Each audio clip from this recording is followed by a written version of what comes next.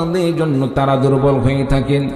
সন্তান যদিও অন্য ধর্ম গ্রহণ করেছে, মা চেষ্টা করেছিল তাকে ইসলাম থেকে ঈমান থেকে ফিরিয়ে আনার জন্য, যখন কোনোভাবে পারল না, এক পর্যায়ে মুসাব ইবনে উমাইরের মা বললেন, বাবা খাবার খাও।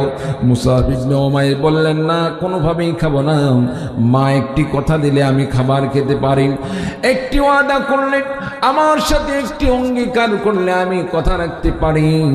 আমাকে যদি একটা বার ছেড়ে দাও, নবীজির কাছে যাওয়ার মতো সুযোগ করে দাও, নবীজির কাছে যাওয়ার মতো ব্যবস্থা করে দিলে আমি কথা দিলাম খাবার খাবো।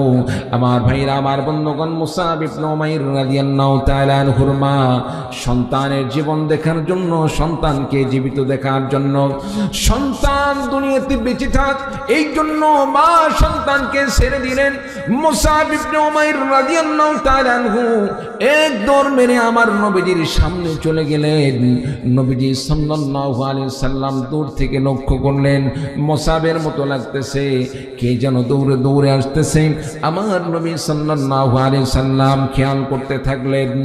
এক পর্যায়ে তিনি নবীজি দেখলেন মুসাবের মতো লাগে, কিন্তু মুসাবের সুন্দর পোশাক ছিল, এখন তো সেই সুন্দর পোশাক তো দেখা যায় না। মুসাব ইবনে উমাইর সকালে একটি পোশাক পরলে বিকালে সেই পোশাক পরতো না। এখন তো দেখা যাচ্ছে মুসাবের গায়ে যে পোশাকটা রয়েছে অনেক জীর্ণ শীর্ণ পোশাক।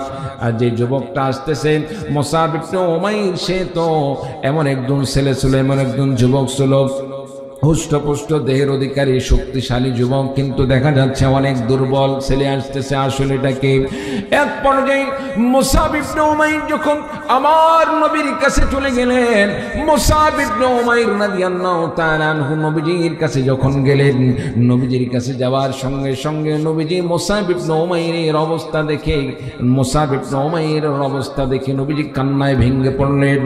নবীজির চক্ষু দিয়ে দরদর করে পানি পড়া শুরু হয়ে গেল। কি মুসাব দেখেছিলাম, এখন কি মুসাব দেখি যেই মুসাব ছিল অনেক সুন্দর, যে মুসাব ছিল হুষ্টপুষ্ট দেহের অধিকারী, এখন মুসাবের শরীরে কোনো শক্তি নাই, গায়ে তেমন গোস্ত নাই, সুন্দর পোশাক নাই। কি কারণে তার এমন করা হলো? মুসাব ইবনে উমাইরকে জোরে ধরে নবীজি বললেন, মুসাব রে, আমি তোমাকে আগেই বলেছিলাম ইসলাম গ্রহণ করার পরে এমন জুলুম আসতে পারে, নির্যাতন আসতে পারে, অত্যাচার আসতে পারে, তোমার এই সুন্দর পোশাক নাও থাকতে পারে। আমি আজকে লক্ষ্য করে দেখতেছি তোমার সেই দিন চলে এসেছে। আল্লাহর নবী মুসাব ইবনে উমাইর রাদিয়াল্লাহু তাআলা আনহু নবীজিকে বললেন, নবী গো, যতই বিপদ আসুক না কেন, যতই পরীক্ষা আসুক না কেন, ঈমান এনেছি, আল্লাহর প্রতি ঈমান এনেছি, কালিমা পড়েছি, আপনি নবীকে নবী বলে মেনে নিয়েছি, জীবনটা আল্লাহর রাস্তায় কুরবানি করে দিব, বাতিলের কাছে নতি স্বীকার করব না। বলুন সুবহানাল্লাহ।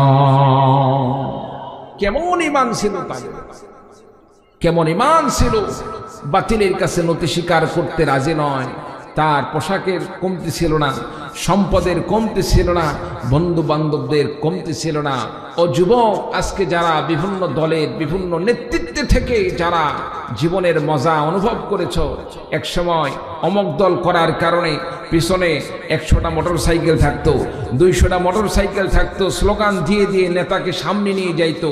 একটাবার চিন্তা করে দেখো, তোমার এই দুনিয়ার জীবনটা শেষ নয়, তোমাকে আখিরাতে আল্লাহ পাকের কাছে সেখানে হাসরের ময়দানে দাঁড়াতে হবে। সেদিন যদি তুমি মাফ পেতে চাও, সেদিন যদি তুমি আল্লাহ পাকের কাছে মাফ পেয়ে জান্নাতে যেতে চাও, দুনিয়ার এই সমস্ত দুনিয়ার লোভ লালসা বাদ দিয়ে, ক্ষমতার চিন্তা বাদ দিয়ে আল্লাহকে খুশি করার জন্য, আল্লাহর দ্বীন কায়েম করার জন্য কোরআনের ছায়াতলে আসা ছাড়া বিকল্প কোনো পথ নেই। চিল্লা বলুন ঠিক কিনা? যুবক ভাইদেরকে বলবো, সমস্ত দলমত ছেড়ে দিয়ে যারা কোরআনের পক্ষে কথা বলে, ইসলামের পক্ষে কথা বলে, তাদের সাথে হাতে হাত মিলে আল্লাহ রাস্তায় নিজের জীবনটাকে কুরবানি করে দাও। আল্লাহ পাক সকলকে তৌফিক দান করুন। সকল বলে আল্লাহুম্মা আমিন। আর জোরে বলে আল্লাহুম্মা আমিন। হযরত মুসাব ইবনে উমাইর রাদিয়াল্লাহু তাআলা আনহু ঈমান আনয়ন করার পথে এত নির্যাতন হলো, জুলুম হলো, নবীজির কাছে গেলেন। নবীজি বললেন, মুসাব রে, মক্কায় আর তোমাকে রাখতে পারছি না, কারণ কখন যেন শত্রু বাহিনী এসে তোমাকে শেষ করে দেয়। নিজের জীবন বাঁচাতে হলে মক্কা ছাড়তে হবে, হিজরত করে চলে যাও অন্যত্র।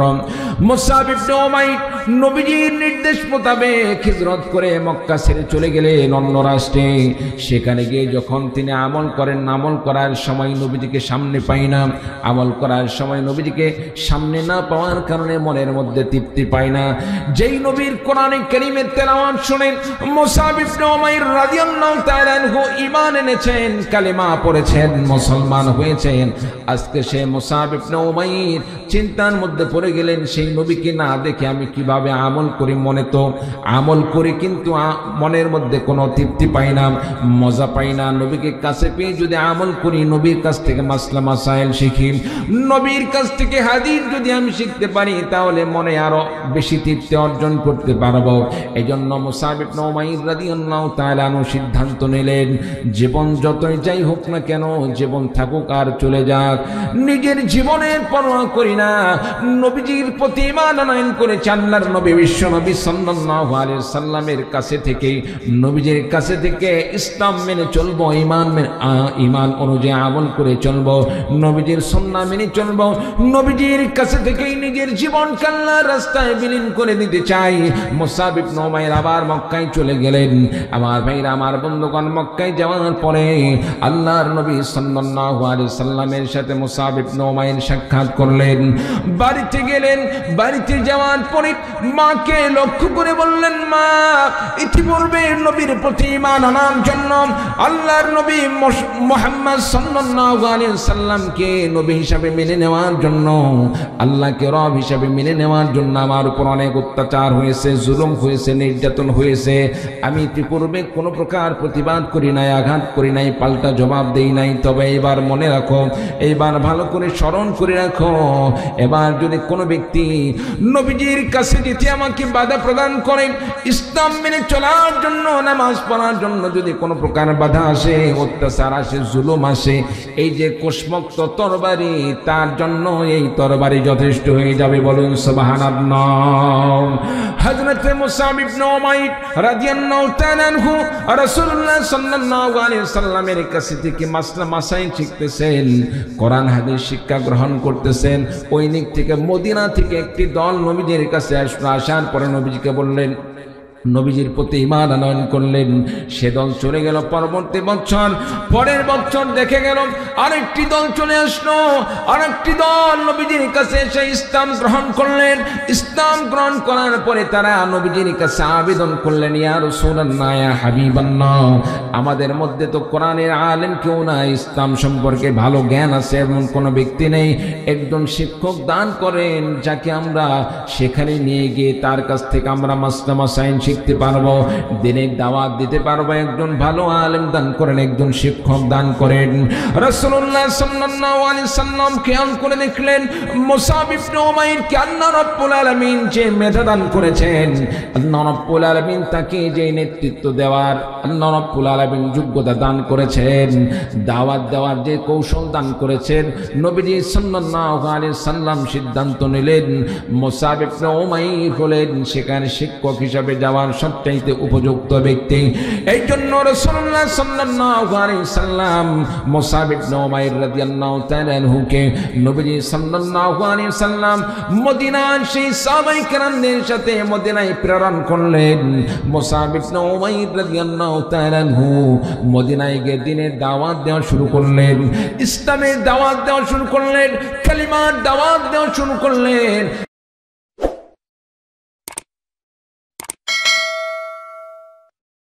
মাহফিল করা হবে মুসলমানদের ধর্মীয় মাহফিল, কিন্তু অনুমতি নেওয়া লাগতো অমুক দাদাবাবুদের কাছ থেকে। কি বলেন, ঠিক না? আল্লাহ তাআলা সেই সংকীর্ণতা থেকে আমাদেরকে মুক্ত করেছেন। আল্লাহ তাআলা আমাদেরকে বের করে নিয়ে এসেছেন। কি বলেন, ঠিক না? এটা কার দান? জোরে বলেন, কার দান? আল্লাহ তাআলার দান। নামাজ এখন আমরা যেভাবে স্বাধীনভাবে পড়তে পারছি, নামাজ পড়তে কোনো বাধা নেই। কোনো সময় যদি নামাজ পড়তে বাধা দেওয়া হয়, মুসলমানদের সেই সময়টা কষ্টকর না? যে ব্যক্তি নামাজ পড়ে হঠাৎ করে নামাজে বাধা দেওয়া হলে তার কাছে কষ্ট লাগবে।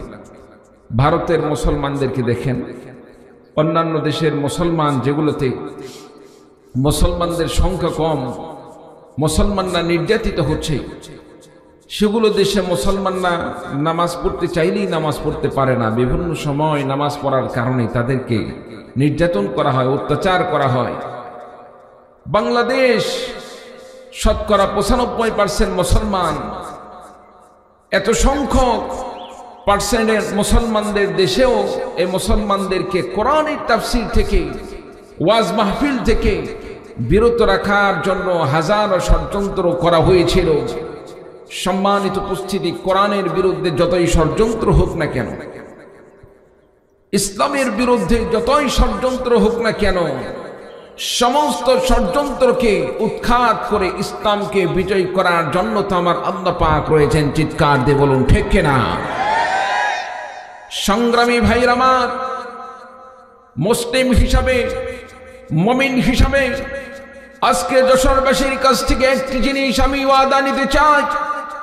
আল্লাহর দিনকে আল্লাহর জমিনে, আল্লাহর দিনকে আল্লাহর জমিনে প্রতিষ্ঠা করার জন্য, কোরআনে কারীমের বিধানকে আল্লাহর জমিনে আমার এই সোনার বাংলার সংসদ থেকে কোরআন দিয়ে আইন বাস্তবায়ন করার জন্য যদি আলেম ওলামাদের পক্ষ থেকে আহ্বান আসে, রক্ত দেওয়া লাগে, জীবন দেওয়া লাগে, কোরআনের জন্য কোন কোন ভাই রক্ত এবং জীবন দিতে প্রস্তুত আছেন? দু হাত তুলে আল্লাহকে দেখিয়ে দিন।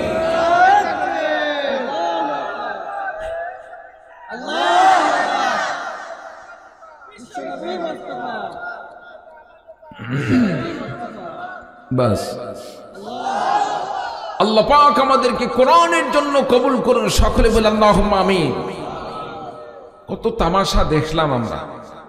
কোরআনের মাহফিল হবে, এটার জন্য আবার অনুমতি লাগে, অথচ অন্যান্য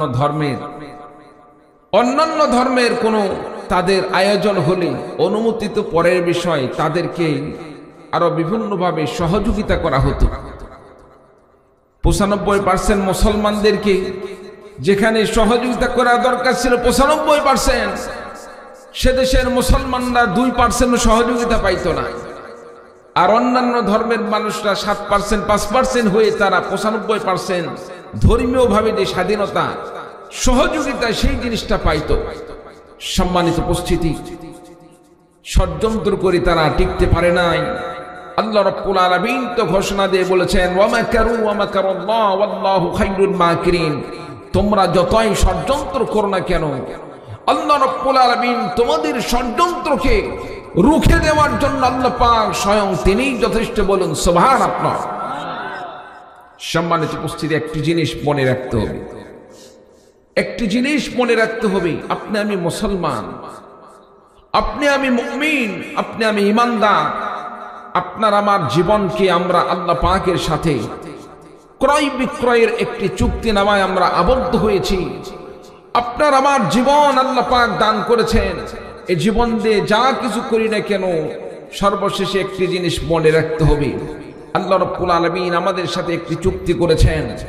আল্লাহ পাকের চুক্তি হলো, বান্দা তোমার জান, তোমার মাল আমি আল্লাহ পাক ক্রয় করে নিলাম, বিনিময়ে তোমাকে জান্নাত দান করলাম। বলুন সুবহানাল্লাহ।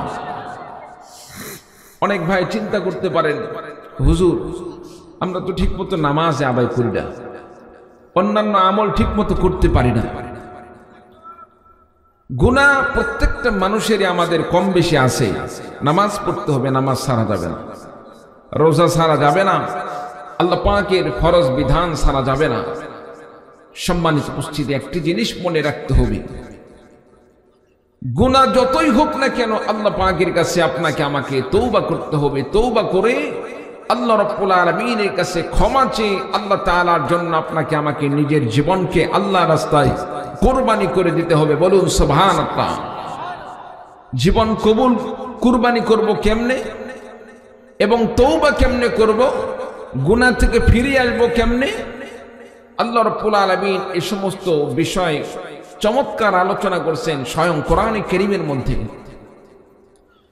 আমার ভাইরা, আমার বন্ধুগণ, আল্লাহ রাব্বুল আলামিন তাওবাকারীদের সম্পর্কে কোরআন কারীমের মধ্যে ঘোষণা দিয়ে বলেন, ইল্লা মান তাবা ওয়া আমানা ওয়া আমিলা আমালান সালিহান ফাউলাইকা ইউবাদদিলুল্লাহু সাইয়্যাতিহিম হাসানাত। চিৎকার দিয়ে বলুন আল্লাহু আকবার।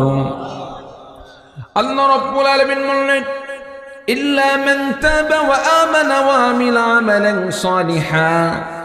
দুনিয়ার কোন মানুষ যখন গুনাহ করে, গুনাহ করার পরে আল্লাহ পাকের কাছে তওবা করে, আল্লাহ পাকের কাছে তওবা করে, তওবা করার পরে ওয়া আমিলা আমালান সালিহা, সৎ আমল করে, নেক আমল করে, আল্লাহ রাব্বুল আলামিন ঘোষণা দিয়ে বলেন, বান্দা যখন গুনাহ করার পরে, গুনাহ থেকে আল্লাহ পাকের কাছে তওবা করলো, তওবা করার পরে বান্দা যখন নেক আমলের পেছনে ছুটে পড়লো, নেক আমল করা শুরু করে দিল, নামাজ পড়া শুরু করে দিল, রমজানের রোজা রাখা শুরু করে দিল, যত সৎ আমল আছে সৎ আমলগুলো করা শুরু করে দিল, আল্লাহ রাব্বুল আলামিন ঘোষণা দিয়ে বলেন, বান্দাকে তো আল্লাহ তাআলা মাফ করবেন। ফাউলাইকা ইউবাদদিলুল্লাহু সাইয়্যাতিহিম হাসানাত। বান্দার শুধু গুনাহ আল্লাহ পাক মাফ করবেন না, সাথে সাথে আল্লাহ রাব্বুল আলামিন ঘোষণা দিয়ে বললেন, বান্দা গুনাহ করার আগে যে সমস্ত তওবা করার আগে বান্দা যে সমস্ত গুনাহ করেছিল, বান্দার গুনাহ যদি আসমান পরিমাণ হয়ে যায়, বান্দার গুনাহ যদি সাগরের পানি পরিমাণ হয়ে যায়, বান্দার গুনাহ যদি দুনিয়ার আসমান এবং জমিনের মাঝখানে যে ফাঁকা জায়গাগুলো রয়েছে এই সম পরিমাণ যদি বান্দার গুনাহ হয়ে যায়, আল্লাহ পাকের কাছে তওবা করার সঙ্গে সঙ্গে আল্লাহ পাক তো গুনাহ মাফ করবেন, সাথে সাথে বান্দার গুনাহগুলোকে আল্লাহ তাআলা বান্দার জন্য নেকিতে পরিণত করে দিবেন। বলুন সুবহানাল্লাহ। ঘোষণা কার? আরো চিৎকার দিয়ে বলুন কার? আল্লাহ পাক ঘোষণা করেছেন, বান্দা তুমি তওবা করো, আমি আল্লাহ পাকের কাছে তওবা করো, আমি আল্লাহ রাব্বুল আলামিন তোমার তওবাকে আমি আল্লাহ তাআলা এমন ভাবে কবুল করে নিব, এমন ভাবে কবুল করে নিব, তুমি নেক কাজ করলে তোমার তওবা কবুল করে, তওবা করার আগে যেগুলো গুনাহ করেছিলে বান্দা, সেই গুনাহগুলোকে আমি আল্লাহ পাক নেকিতে পরিণত করে দেব। বলুন সুবহানাল্লাহ। তওবা কেমনে করব? আমরা কোনো সময় যদি গুনার কাজে লিপ্ত হয়ে যাই, নেক কাজ করতে না পারি, আল্লাহ পাকের কাছে আমরা কেমনে তওবা করব? হযরতে মুআবিয়া রাদিয়াল্লাহু তাআলা আনহু একজন বিখ্যাত সাহাবী, রাসূলুল্লাহ সাল্লাল্লাহু আলাইহি ওয়াসাল্লাম নবীজির কাছে যখন ওহী আসতো, যারা ওহী লিখতেন তার মধ্যে থেকে একজন হযরতে মুআবিয়া রাদিয়াল্লাহু তাআলা আনহু। প্রিয় ভাই সব, হযরতে মুআবিয়া রাদিয়াল্লাহু তাআলা আনহু রাসূলুল্লাহ সাল্লাল্লাহু আলাইহি ওয়াসাল্লামের বিখ্যাত সাহাবী। তিনি কোনোদিন তাহাজ্জুদ মিস করতেন না, তাহাজ্জুদ কোনোদিন মিস করতেন না।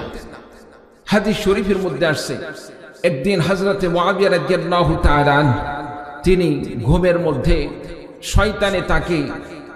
শয়তানে তাকে ঘুমের মধ্যে এমন আরাম দেওয়া শুরু করলো, যে কোনো ভাবে তাহাজ্জুদ মিস করতে হবে। মনে করেন গরমের রাত্রিতে আপনি আমি যখন ঘুমাই, আগারাত্রিতে গরমের কারণে আমরা ঘুমাইতে পারি না, শেষ রাতে কিন্তু ঘুমের ভাবটা অনেক বৃদ্ধি পেয়ে যায়। কি বলেন, ঠিক কিনা?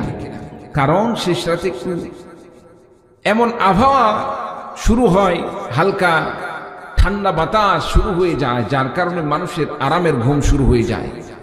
সম্মানিত উপস্থিতি, হযরতে মুআবিয়া রাদিয়াল্লাহু তাআলা আনহু ঘুমিয়ে রয়েছেন, এদিকে শয়তান গিয়ে মুআবিয়া রাদিয়াল্লাহু তাআলা আনহু গা টিপা শুরু করছে, মাথা নেড়ে দেওয়া শুরু করছে, যাতে করে আরামের ঘুম আরো বৃদ্ধি পেয়ে যায়, ঘুম থেকে যেন জাগ্রত হতে না পারে। আর যদি ঘুম থেকে জাগ্রত হতে না পারে, তাহলে তো সে তাহাজ্জুদ মিস করলো, তাহাজ্জুদ পড়তে না পারলেই তো আমি সাকসেসফুল। শয়তান এইরকম সিদ্ধান্ত নিয়ে মুআবিয়া রাদিয়াল্লাহু তাআলা আনহুর সাথে এইরকম আচরণ করা শুরু করে দিল। আমার ভাইরা, আমার বন্ধুগণ, এক পর্যায়ে দেখা গেল শয়তান সাকসেসফুল হয়ে গেল, শয়তান সাকসেসফুল হয়ে গেল। হযরতে মুআবিয়া রাদিয়াল্লাহু তাআলা আনহু এইরকম ভাবে আরামের ঘুম পাড়ানো শুরু করে দিল। হযরতে মুআবিয়া রাদিয়াল্লাহু তাআলা আনহু ঘুমের মধ্যে তাহাজ্জুদের ওয়াক্ত পার হয়ে গেল, ফজরের ওয়াক্ত শুরু হয়ে গেল। ফজরের ওয়াক্ত যখন শুরু হয়ে গেল, হযরতে মুআবিয়া রাদিয়াল্লাহু তাআলা আনহু ঘুম থেকে জাগ্রত হয়ে যখন দেখতে পাইলেন তাহাজ্জুদের ওয়াক্ত পার হয়ে গেছে, তাহাজ্জুদের নামাজ আদায় করা হলো না। ফজরের নামাজ পড়ে আল্লাহ পাকের কাছে কান্নাকাটি শুরু করে দিলেন। সারাটা দিন কান্না শুরু করে দিলেন, আল্লাহ পাকের কাছে তওবা করা শুরু করে দিলেন। আমার ভাইরা, আমার বন্ধুগণ, তাহাজ্জুদের নামাজ এটা কিন্তু নফল নামাজ, এটা ওয়াজিব নয়, এটা আপনার আমার জন্য ফরজ নয়। একজন সাহাবী ফজরের নামাজ নয়, শুধু তাহাজ্জুদের নামাজ ছুটে যাওয়ার জন্য তিনি কেমন ভাবে কান্নাকাটি করলেন। নফল নামাজ ছুটে যাওয়ার জন্য কিভাবে তিনি অনুতপ্ত হলেন, আল্লাহ পাকের কাছে সারাদিন দোয়া করলেন, আল্লাহ রাব্বুল আলামিন আমাকে মাফ করে দাও। তাহাজ্জুদ কেমনে কাজা হয়ে গেল, আমি তো জীবনে কোনোদিন তাহাজ্জুদ কাজা করতে ইচ্ছুক নয়, কেমনে যেন তাহাজ্জুদ আমার কাজা হয়ে গেল। আল্লাহ রাব্বুল আলামিন আমাকে ক্ষমা করে দাও, মাফ করে দাও। আল্লাহ রাব্বুল আলামিন সামনের দিনগুলোতে যাতে করে আমি ভালো করে তাহাজ্জুদের নামাজ আদায় করতে পারি তৌফিক দিয়ে দাও। আমার ভাইরা, আমার বন্ধুগণ, এবার সারাদিন যখন হযরতে মুআবিয়া রাদিয়াল্লাহু তাআলা আনহু এইভাবে আল্লাহ পাকের কাছে রোনাজারি করলেন, তওবা করলেন, দু চোখ দিয়ে অশ্রু প্রবাহিত করলেন, দু চোখের পানি আল্লাহ পাকের কাছে এত কবুল হয়ে গিয়েছে, আল্লাহ পাকের কাছে হযরতে মুআবিয়া রাদিয়াল্লাহু তাআলা আনহুর চোখের পানিগুলো এত ভালো লেগেছে, এত পছন্দ হয়েছে। হযরতে মুআবিয়া রাদিয়াল্লাহু তাআলা আনহুকে আল্লাহ রাব্বুল আলামিন তার রোনাজারির কারণে সে তাহাজ্জুদ আদায় করলে যে পরিমাণ তার মর্যাদা বৃদ্ধি পাইত, তাহাজ্জুদ নামাজ পড়লে যে পরিমাণ সওয়াব হইত, তওবা করার কারণে আল্লাহ পাকের কাছে গুনাহ থেকে অনুতপ্ত হওয়ার কারণে আল্লাহ পাকের কাছে তাহাজ্জুদ পড়তে না পারার কারণে আল্লাহ পাকের কাছে এমন ভাবে মাফ চাইলেন, আল্লাহ পাকের কাছে দোয়া করলেন, আল্লাহ রাব্বুল আলামিন তাহাজ্জুদ পড়ার মাধ্যমে যে পরিমাণ সওয়াব দান করতেন, তার কান্নাকাটির কারণে আল্লাহ রাব্বুল আলামিন তার চাইতে আরো বেশি সওয়াব দান করেছেন। বলুন সুবহানাল্লাহ। এমন ভাবে কান্নাকাটি করলেন, রোনাজারি করলেন। হযরতে মুআবিয়া রাদিয়াল্লাহু তাআলা আনহু কান্নাকাটি করতে করতে একেবারে অবস্থা বেহুশ অবস্থা। আল্লাহ পাকের কাছে বিষয়টা এত ভালো লেগেছে, আমার বান্দা শুধু তাহাজ্জুদ পড়তে না পারার কারণে সে কেমন নিজেকে অপরাধী মনে করছে, আল্লাহ তাআলা তাকে এমন ভাবে কবুল করলেন। তাহাজ্জুদ পড়লে যে পরিমাণ সওয়াব, তাহাজ্জুদ পড়তে না পেরে সে আল্লাহ পাকের কাছে তওবা করার কারণে, মাফ চাওয়ার কারণে আল্লাহ পাক তাকে তার চাইতে আরো বেশি সওয়াব দান করছেন। বলুন সুবহানাল্লাহ।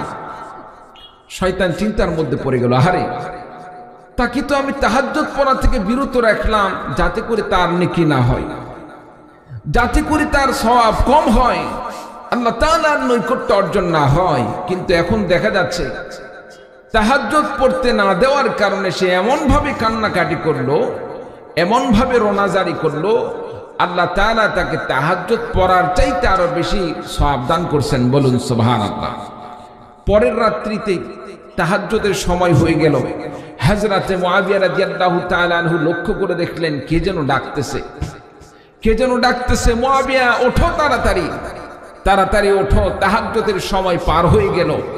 হযরতে মুআবিয়া রাদিয়াল্লাহু তাআলা আনহু চিন্তা করলেন, আহারে আমার ঘরে তো অন্য কেউ নেই, কে আমাকে নামাজের জন্য ডাকতেছে, কে আমাকে ঘুম থেকে জাগ্রত করার জন্য ডাকতেছে। হযরতে মুআবিয়া রাদিয়াল্লাহু তাআলা আনহু লক্ষ্য করে হঠাৎ করে তার হাত খপ করে ধরলেন, ধরে বললেন, তুমি কে? আমার ঘরে তো অন্য কেউ নেই, তুমি কোথায় থেকে এসেছো? এবার শয়তান হযরতে মুআবিয়া রাদিয়াল্লাহু তাআলা আনহুকে বললেন, আমি মিস্টার ইবলিস। বলুন সুবহানাল্লাহ। সম্মানিত উপস্থিতি, হযরত মুআবিয়া রাদিয়াল্লাহু তাআলা আনহু বললেন, তুমি কেন এখন এসেছো? তুমি কেন নামাজের জন্য ডেকে দিচ্ছ? নামাজের জন্য তো তুমি ডেকে দেওয়ার কথা নয়, কারণ কোন ব্যক্তি নামাজ পড়তে না পারলে তুমি সন্তুষ্ট হও, দেখতেছি তুমি আমাকে নামাজের জন্য ডাকতেছো, কারণ কি? শয়তান ইবলিস এবার বলল, জীবনে তো কোনোদিন ভালো কাজ করতে পারি নাই, অন্তত পক্ষে একটি ভালো কাজ করে যাই, যাতে করে নিজে বলতে পারে যেন একটা ভালো কাজ করেছিলাম। সম্মানিত উপস্থিতি, হযরত মুআবিয়া রাদিয়াল্লাহু তাআলা আনহু বললেন, এসব কথা বলে লাভ হবে না। মূল উদ্দেশ্যটা কি, আসল ঘটনা কি, মূল রহস্য কি, সেই ঘটনাটি আমার কাছে ক্লিয়ার বলতে হবে। যদি না বলো তাহলে কিন্তু রাসূলের দরবারে নিয়ে যাব। বলুন সুবহানাল্লাহ। আমার ভাইরা, আমার বন্ধুগণ, ইবলিস শয়তান এবার হযরত মুআবিয়া রাদিয়াল্লাহু তাআলা আনহুকে লক্ষ্য করে বললেন, মূল বিষয় হলো এমন, গত রাত্রিতে আপনাকে আমি তাহাজ্জুদ পড়তে দেই নাই। তাহাজ্জুদ না পড়ার কারণে আমি মনে করেছিলাম আপনার মর্যাদা কমে যাবে, নেকি কমে যাবে। আল্লাহর ইবাদত থেকে বিরত থাকার কারণে আপনার নেক কম হয়ে যাবে, আল্লাহ পাক অসন্তুষ্ট হয়ে যাবেন।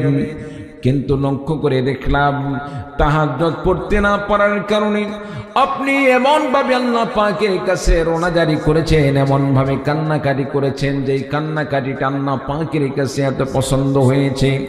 আল্লাহ রাব্বুল আলামিন আপনার রোনাজারিকে, আপনার তাওবাকে আল্লাহ পাক এত বেশি পছন্দ করেছেন।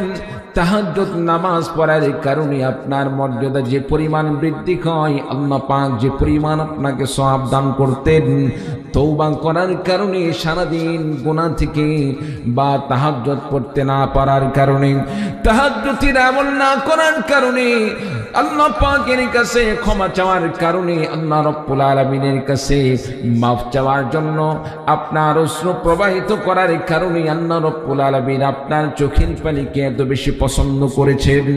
আল্লাহ রাব্বুল আলামিন এত বেশি পছন্দ করেছেন, তাহাজ্জুদ নামাজ পড়লে যে পরিমাণ সওয়াব হইতো, আল্লাহ পাক তার কাছে ক্ষমা চাওয়ার জন্য, আল্লাহ রাব্বুল আলামিনের কাছে মাফ চাওয়ার জন্য, তাহাজ্জুদের সওয়াবের চাইতে আল্লাহ পাকের কাছে মাফ চাওয়ার সওয়াবটা আল্লাহ পাক বেশি করে দিয়েছেন। বলুন সুবহানাল্লাহ। প্রিয় ভাই সব, কোন নেক কাজ করতে না পারলে অনুতপ্ত হয়ে আল্লাহ পাকের কাছে মাফ চাওয়ার দরকার আছে না? কোন গুনার সাথে জড়িত হয়ে গেলে আল্লাহ পাকের কাছে মাফ চাওয়ার দরকার আছে না নাই? আমার ভাইরা, আমার বন্ধুগণ, তওবা করব না কেন? তওবা কেন করব না? তওবা তো আমাদের করতে হবে, কারণ রাসূলুল্লাহ সাল্লাল্লাহু আলাইহি ওয়াসাল্লাম হাদিস শরীফের মধ্যে ঘোষণা দিয়ে বলেন, আল্লাহর নবী বিশ্ব নবী সাল্লাল্লাহু আলাইহি ওয়াসাল্লাম ঘোষণা দিয়ে বলেন, আত-তাইবু আনিদ যামবি কামান লা যামবা লাহু। নবীজি ঘোষণা দিয়ে বলেন, যে বান্দা তওবা করলো, গুনাহ করার পরে তওবাকারীকে আল্লাহ পাক এত কবুল করেন, এত পছন্দ করেন। আল্লাহ রাব্বুল আলামিন তওবাকারীকে এত মহব্বত করেন। তওবা করার আগে আল্লাহ রাব্বুল আলামিন যেমন তার অনেক গুনাহ রেখেছিল, তার যেমন অনেকগুলো গুনাহ হয়েছিল, তওবা করার কারণে আল্লাহ রাব্বুল আলামিন তাকে এত আল্লাহ পাক মুক্ত করে দেন, গুনাহ থেকে মুক্তির ব্যবস্থা করে দেন। নবীজি বলেন, যেন তার আমলনামায় কোনো গুনাহই ছিল না। বলুন সুবহানাল্লাহ। কালিমা পড়ুন, লা ইলাহা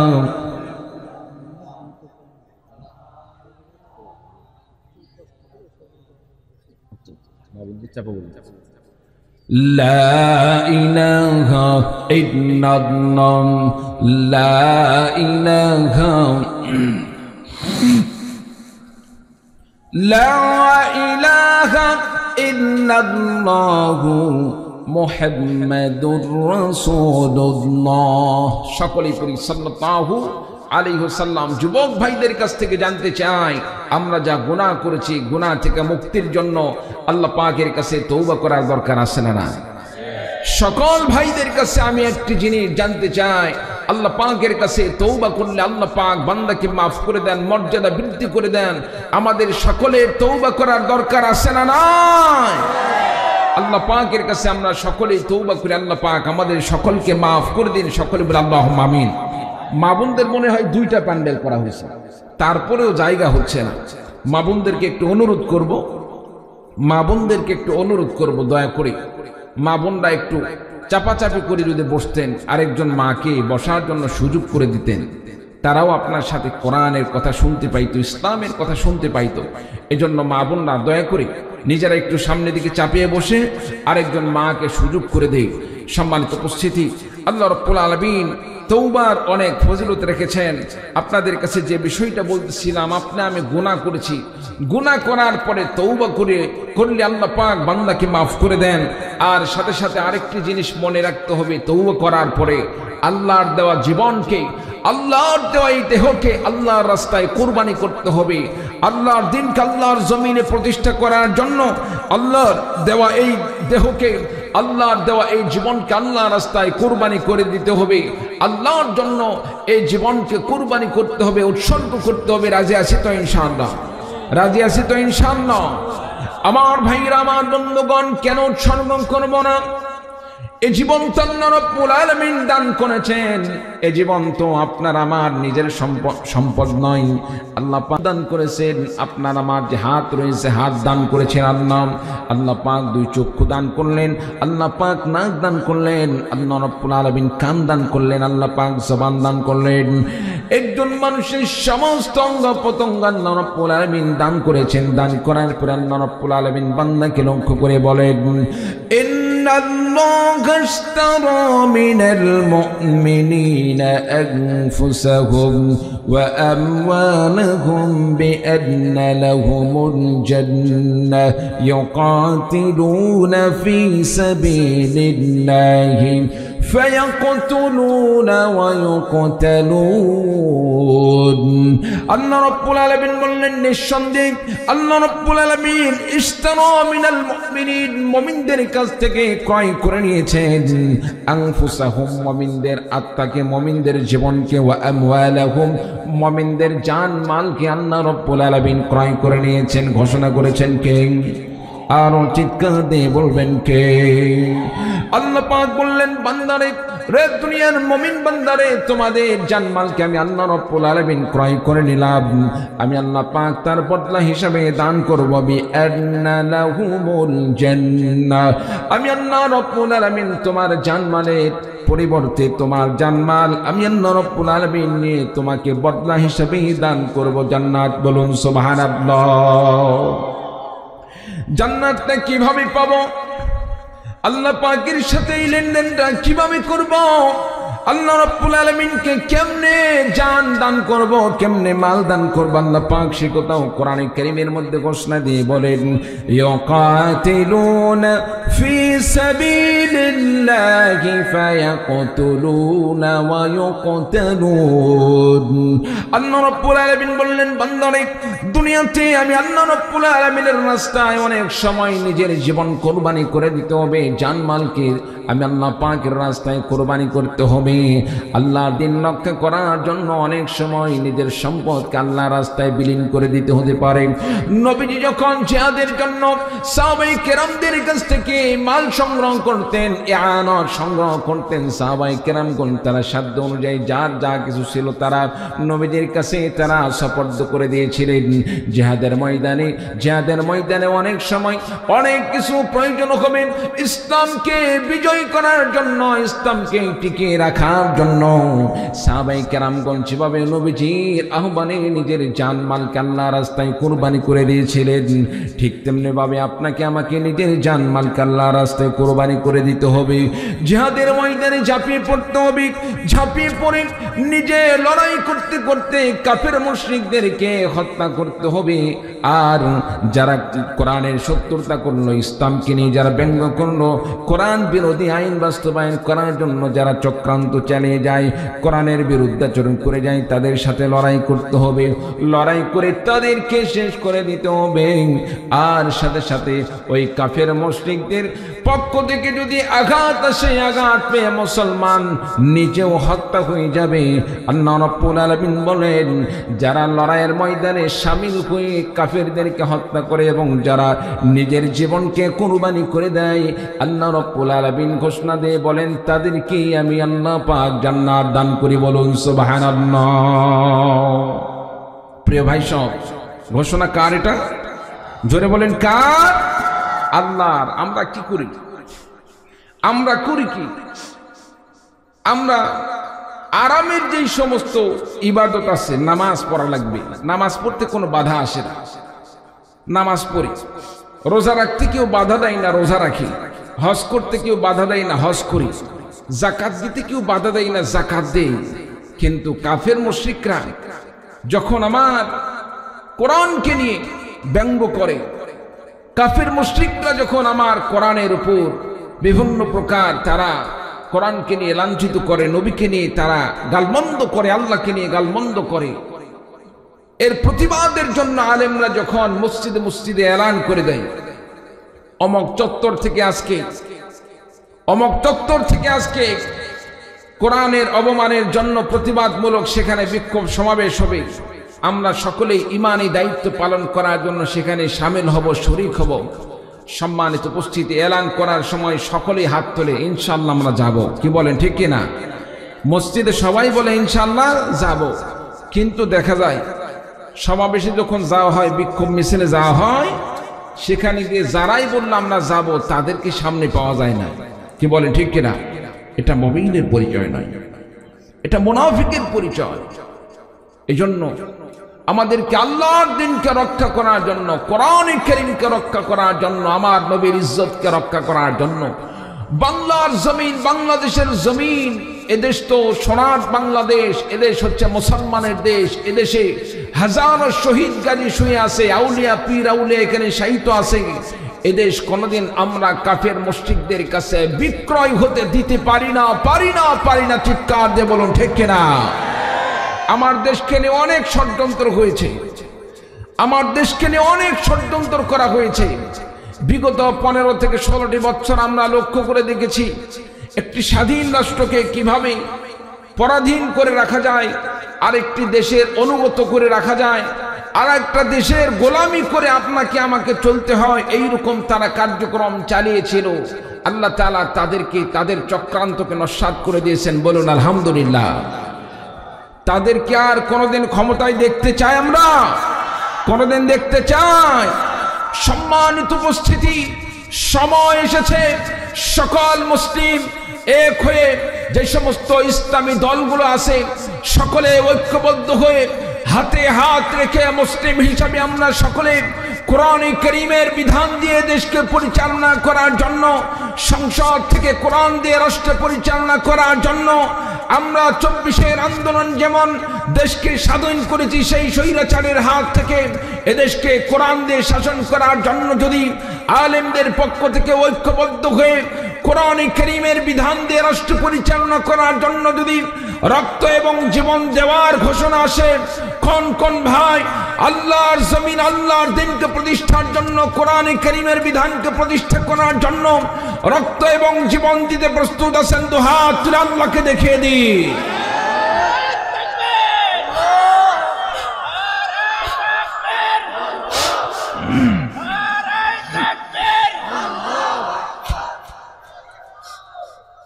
বাস, হাত নামায়। সম্মানিত উপস্থিতি, মনে রাখতে হবে প্রয়োজনে নিজের জীবনকে কুরবানি করে দিব, বাতিলের কাছে নতি স্বীকার করবো না। রাজি আছি তো ইনশাআল্লাহ? বাঘের মতো, সিংহের মতো একটি মুহূর্ত বাঁচতে চাই, সিংহের মতো একটি মুহূর্ত বাঁচতে চাই। বিড়ালের মতো 1000 বছর বেঁচে থাকার চাইতে বাঘের মতো গর্জন দিয়ে একটি মুহূর্ত বেঁচে থাকাই সবচাইতে বেশি উত্তম। বলুন ঠিক কিনা? সম্মানিত উপস্থিতি, এজন্য যুবক ভাইদেরকে বলবো, সময় এসেছে। অনেক দল অনেক মত অনুসরণ করে এতদিন পার করেছে যুবক ভাইরা, এখন এই যৌবন কালকে দিতে হবে কোরআনের আন্দোলনের জন্য, ইসলামের আন্দোলনের জন্য, কোরআন কারীমের বিধানকে আল্লাহর জমিনে বাস্তবায়ন করার জন্য। রাজি আছি তো ইনশাআল্লাহ? আমার ভাইরা, আমার বন্ধুগণ, যারা আল্লাহর রাস্তায় সংগ্রাম করতে, লড়াই করতে করতে নিজের জীবনকে আল্লাহর রাস্তায় কুরবানি করে দেয়, আল্লাহ পাক তাদের সম্পর্কে ঘোষণা দিয়ে বলেন, ওয়ালা তাকুলু লিমান ইয়াকতাদু ফি সাবিলিল্লাহি আমওয়াত বাল আহইয়াউ ওয়ালাকিন লা تشعرون চিৎকার দিয়ে বলুন আল্লাহু আকবার আল্লাহ রাব্বুল আলামিন বললেন ولا تقولوا لمن يقتل في سبيل الله اموات আল্লাহ রাস্তায় যারা লড়াই করতে করতে নিজের জীবনকে যারা কুরবানি করে দেয় নিজের জীবনকে উৎসর্গ করে দেয় আল্লাহ পাক বলেন রে দুনিয়ার বান্দারা তোমরা ওই সমস্ত বান্দাদেরকে মৃত বলো না যারা নিজের জীবনকে আল্লাহর কোরআনের পথে ইসলামের পথে যারা উৎসর্গ করে দেয় ইসলামী আন্দোলনে শরীক হয়ে যারা দুনিয়া থেকে বিদায় নিয়ে চলে যায় তাদেরকে মৃত বলো না আল্লাহ রাব্বুল আলামিন বললেন বাল আহইয়াউ ওয়ালাকিন লা তাশউরুন আল্লাহ রাব্বুল আলামিন বললেন বরং তারা হলো আমি আল্লাহ রাব্বুল আলামিনের কাছে তারা জীবিত ওয়ালাকিন লা তাশউরুন অথচ তোমরা তা টের পাও না আমার ভাইরা আমার বন্ধুগণ যারা কোরআনের আন্দোলনে শরীক হয়ে ইসলামী আন্দোলনে শরীক হয়ে নিজের জীবনকে আল্লাহর রাস্তায় কুরবানি করে দেয় তাদেরকে মৃত বলা যাবে না বরং তারা শহীদ আল্লাহ পাকের কাছে তারা জীবিত আমার ভাইরা আমার বন্ধুগণ শহীদের মর্যাদা কেমন হাদিস শরীফের মধ্যে এসেছে দুনিয়াতে নবী রাসূলদের মর্যাদা সবচেয়ে বেশি নবী রাসূলদের বিদায়ের পর তাদের মর্যাদার পরে আল্লাহ পাক দুনিয়াতে উচ্চ মর্যাদা যদি দিয়ে থাকেন বেশি সম্মান দিয়ে থাকেন অধিক মর্যাদা দিয়ে থাকেন আল্লাহ রাব্বুল আলামিন নবী রাসূলদের পরে শহীদদের মর্যাদা বেশি দান করেছেন বলুন সুবহানাল্লাহ শুধু তাই নয় নবীজি ঘোষণা দিয়ে বলেন জীবন আল্লাহর রাস্তায় নিজের জীবনকে কুরবানি করে দিল ওই সমস্ত শহীদদেরকে আল্লাহ রাব্বুল আলামিন দাফন কাফনে যে বিধান দান করেছেন তাদেরকে যেভাবে হত্যা করা হয়েছে শহীদ করে দেওয়া হয়েছে সেই পোশাকে তাদেরকে সেইভাবেই ওই ক্ষতবিক্ষত অবস্থায় দাফন করে দেওয়া কাফন করে দেওয়া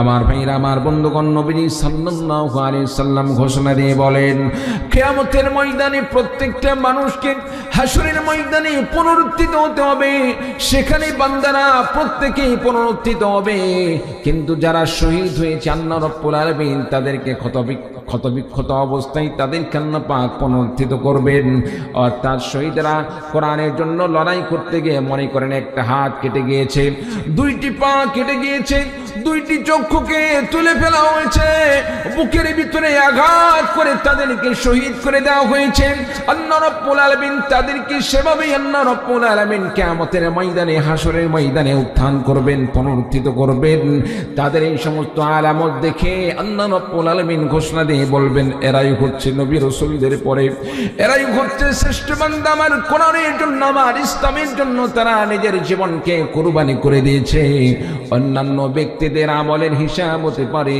আল্লাহ রাব্বুল আলামিন শহীদদেরকে হিসাব নেবেন না আল্লাহ রাব্বুল আলামিন শহীদদেরকে ঘোষণা করে দিবেন যাও তোমরা সম্মানিত ব্যক্তি তোমাদের ঠিকানা জান্নাত তোমাদের হিসাব না হবে না জান্নাতের মধ্যে তোমরা প্রবেশ করে নাও বলুন সুবহানাল্লাহ আমার ভাইরা আমার বন্ধুগণ কিভাবে শহীদ হব হযরত মুসাব ইবনে উমাইর রাদিয়াল্লাহু তাআলা আনহুর জীবনী পড়ে দেখুন যুবক ভাইদেরকে বলবো রে যুবক ভাই সারা জীবনটা অন্যায়ের পেছনে কাটিয়ে দিয়েছ অন্যান্য দলকে অনুসরণ করে চাঁদাবাজি করেছ নারীদেরকে মেয়েদেরকে উত্তক্ত করেছ টেন্ডারবাজি করেছ সারা জীবন অন্যায়ের মধ্যে কাটানো যায় না জীবনটাকে ন্যায়ের পথে নিয়ে আসো আল্লাহ রাব্বুল আলামিন এখনো পর্যন্ত মাফ করার জন্য প্রস্তুত আছেন আল্লাহ রাব্বুল আলামিন ক্ষমা করে দিবেন আল্লাহ পাক বলেন বান্দা তুমি যতই গুনাহ করো না কেন আমি আল্লাহ পাকের কাছে তুমি তওবা করো মাফ চাও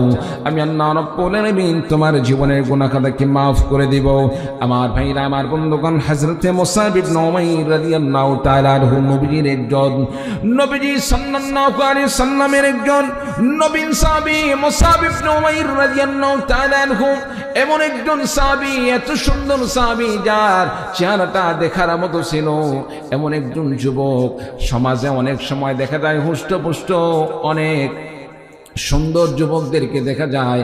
হযরত মুসআব ইবনে উমাইর রাদিয়াল্লাহু তাআলা আনহু ঠিক তেমনি ভাবে একজন হুষ্টপুষ্ট দেহের অধিকারী একজন যুবক ছিল। চেহারাটা অনেক সুন্দর ছিল, তার মেধা অনেক সুন্দর ছিল। আমার ভাইরা, আমার বন্ধুগণ, তীক্ষ্ণ মেধার অধিকারী মুসআব ইবনে উমাইর রাদিয়াল্লাহু তাআলা আনহু আল্লাহ তাআলা একটি সম্ভ্রান্ত পরিবারে আল্লাহ রাব্বুল আলামিন তার জন্মদান করেছিলেন। আল্লাহ রাব্বুল আলামিন মুসআব ইবনে উমাইর রাদিয়াল্লাহু তাআলা আনহুকে একটি সম্ভ্রান্ত পরিবারে পাঠিয়েছিলেন, প্রেরণ করেছিলেন। মুসআব ইবনে উমাইর সকালে একটি পোশাক পরলে বিকেলে সেই পোশাক পরতো না, বিকেলে কোনো পোশাক পরলে আল্লাহ পাক এত সম্পদ দান করেছিলেন পরের দিন সকালে আর সেই পোশাক পরতো না। বলুন সুবহানাল্লাহ। সম্পদ কম হলে এরকম হয় নাকি সম্পদ বেশি হলে এরকম হয়? এ ভাই, পিছনের ভাইয়ের একটু বলেন তো দেখি, সকালে যে পোশাক পরলো বিকেলে পরে না, বিকেলে যেটা পরে পরের দিন সকালে পরে না, সম্পদ কম হলে এরকম হয় না বেশি হলে এরকম হয়? বেশি হলে এরকম হয়। হযরত মুসআব ইবনে উমাইর রাদিয়াল্লাহু তাআলা আনহু যে সুগন্ধি ব্যবহার করত, সুগন্ধি ব্যবহার করে রাস্তা দিয়ে অতিক্রম করলে মানুষটা বুঝতে পারত নিঃসন্দেহে মুসআব ইবনে উমাইর এই দিক দিয়ে অতিক্রম করেছে। কারণ মুসআব ইবনে উমাইরের সুঘ্রাণ, তার যে সুঘ্রাণটা ছিল, তার যে সেন্ট ছিল এত দামি ছিল, অন্য কোন মানুষ এটা ব্যবহার করতে পারতো না। মানুষেরা নিঃসন্দেহে বুঝতে পারত মুসআব ইবনে উমাইর অতিক্রম করেছেন। হযরত মুসআব ইবনে উমাইর রাদিয়াল্লাহু তাআলা আনহুর বন্ধু বান্ধবদের কোনো কমতি ছিল না, অনেক বন্ধু বান্ধব ছিল। মুসআব ইবনে উমাইর রাদিয়াল্লাহু তাআলা আনহু রাস্তা দিয়ে চলতে চলতে লক্ষ্য করে দেখলেন কেমন যেন কোরআনে কারীমের আওয়াজ ভেসে আসতেছে, সুমধুর কণ্ঠে কেমন যেন একটি সুন্দর আওয়াজ ভেসে আসতেছে। হযরত মুসআব ইবনে উমাইর রাদিয়াল্লাহু তাআলা আনহু আস্তে আস্তে করে সেই আওয়াজকে লক্ষ্য করে চলে গেলেন। কোথায় থেকে আওয়াজ আসে? নবীজির কাছে গেলেন, যাওয়ার পরে লক্ষ্য করে দেখলেন আমার নবীজি বিশ্ব নবী সাল্লাল্লাহু আলাইহি সাল্লাম পবিত্র কোরআনে কারীমে তেলাওয়াত করছিলেন। বলুন সুবহানাল্লাহ। মুসআব ইবনে উমাইর রাদিয়াল্লাহু তাআলা আনহু নবীজিকে বললেন, ইয়া রাসূলুল্লাহ, ইয়া হাবিবাল্লাহ, আপনার সম্পর্কে আমাদেরকে মিথ্যা তথ্য দেওয়া হচ্ছিল, আপনার সম্পর্কে মিথ্যা তথ্য দিয়ে আমাদেরকে আপনার কাছ থেকে দূরে সরে রাখা হতো, আমরা যেন ঈমান না আনি।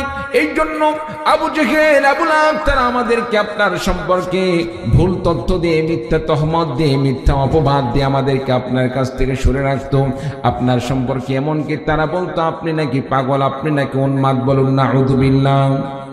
আমার ভাইরা, আমার বন্ধুগণ, মুসআব ইবনে উমাইর বললেন, নবী গো, বুঝতে পেরেছি আপনার মতো শ্রেষ্ঠ মানুষ আর দুনিয়াতে নাই, আপনি হলেন সবচেয়ে শ্রেষ্ঠ মানুষ, আপনি আল্লাহ পাকের রাসূল।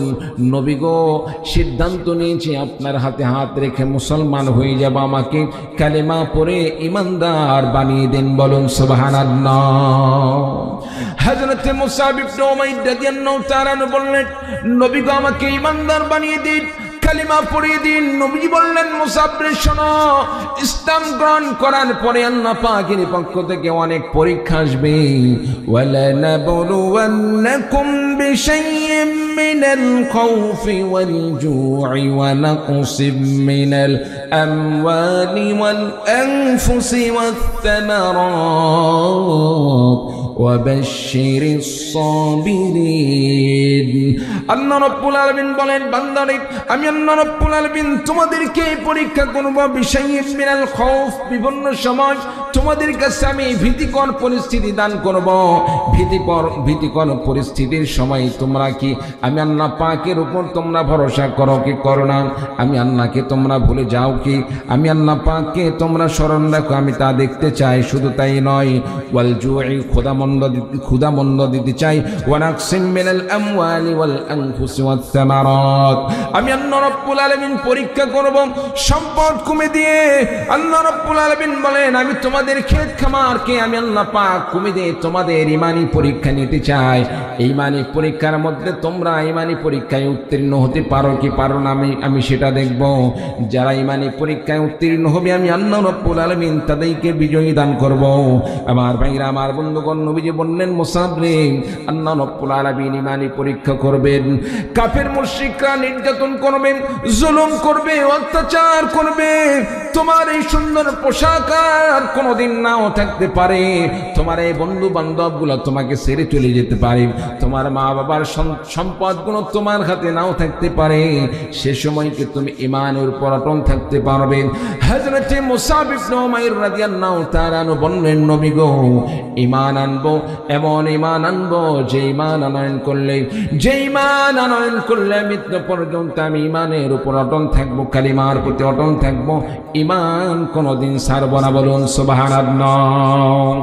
নবীজি সাল্লাল্লাহু আলাইহি সাল্লাম মুসাব ইবনে উমাইর রাদিয়াল্লাহু তাআলা কে ঈমান হাতে হাত রেখে কালিমা পড়েন। আল্লাহর নবী বিশ্বনবী সাল্লাল্লাহু আলাইহি সাল্লাম মুসলমান বানিয়ে দিলেন, ঈমানদার বানিয়ে দিলেন, আর পরে দিলেন লা ইলাহা ইল্লাল্লাহু মুহাম্মাদুর রাসূলুল্লাহ, লা ইলাহা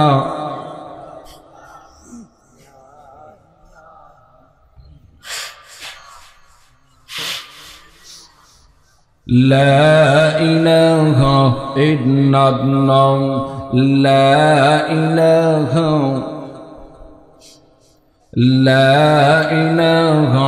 ইল্লাল্লাহ। কি আপনার ভাত খেয়ে আসেননি নাকি? ঈশ্বর পার হয়ে তো অনেক সময় হয়ে গেছে। খাওয়া দাওয়া করছেন তো আপনারা? খাওয়া দাওয়া করছেন না? না, আমি তো আপনাদের সাথে আছি, আমি তো আপনাদের দলের লোক, আমিও তো খাই না। সম্মানিত উপস্থিতি, আমিও ভাত খাই না, একসাথে খাবো ইনশাল্লাহ। তো যাই হোক, অনেক দূরের রাস্তা তো, আসতে আসতে অনেক সময় পার হয়ে গেছে, যার কারণে চিন্তা ভাবনা করলাম হালকা নাস্তা পানি করেই বয়ান শেষ করে খাওয়া দাওয়া করবো, এভাবে স্টেজে আসছি। আপনারা হয়তো আমার দলের লোক, না খেয়ে অনেকে আসছেন, আজকে একটু কষ্ট করেন, একটু কষ্ট করে কোরআন হাদিসের আলোচনা শোনেন, একটু জিকির কালিমা ইত্যাদি এগুলো আমরা ভালোবাসা নিই, মোহাব্বত নিয়ে আমরা পড়ি। আল্লাহ তাআলা জীবনে বরকত দান করবেন। আল্লাহ তাআলা আপনার আমার হায়াতের মধ্যে আল্লাহ রাব্বুল আলামিন বারাকা দান করবেন। বলুন আলহামদুলিল্লাহ। সম্মানিত উপস্থিতি, মুসাব ইবনে উমাইর রাদিয়াল্লাহু তাআলা আনহু মুসলমান হয়ে গেলেন, ইমানদার হয়ে গেলেন, নবীজির কাছে মাসলা মাসাইল শিখতেছেন, কোরআন শিখতেছেন। পেছনের ভাইরা কথা শোনা যায়, বোঝা যায়? আচ্ছা, মুসাব ইবনে উমাইর রাদিয়াল্লাহু তাআলা আনহু ইসলাম গ্রহণ করলেন। ইসলাম গ্রহণ করার পরে নবীজির কাছে তিনি মাসলা মাসাইল শিখতেছেন, কোরআন শিখতেছেন।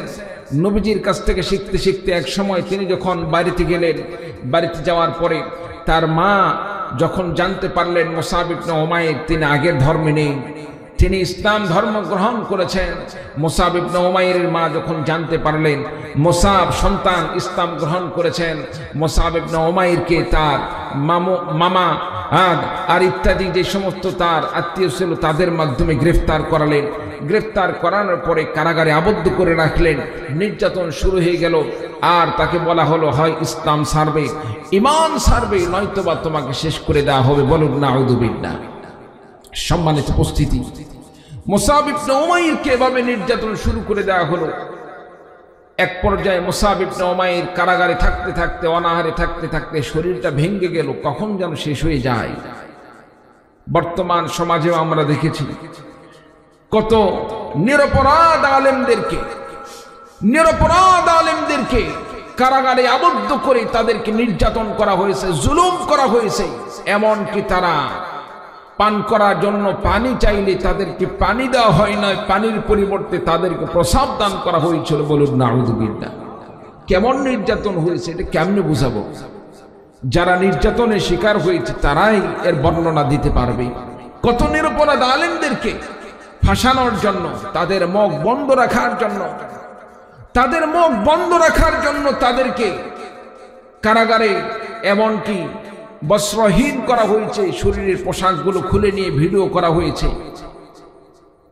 একজন বেগানা নারীকে তার সামনে দিয়ে জোরপূর্বক চেপে ধরার জন্য নির্দেশ করা হয়েছে, সেগুলোকে তারা ভিডিও করে রেখে দিয়েছিল। কেন?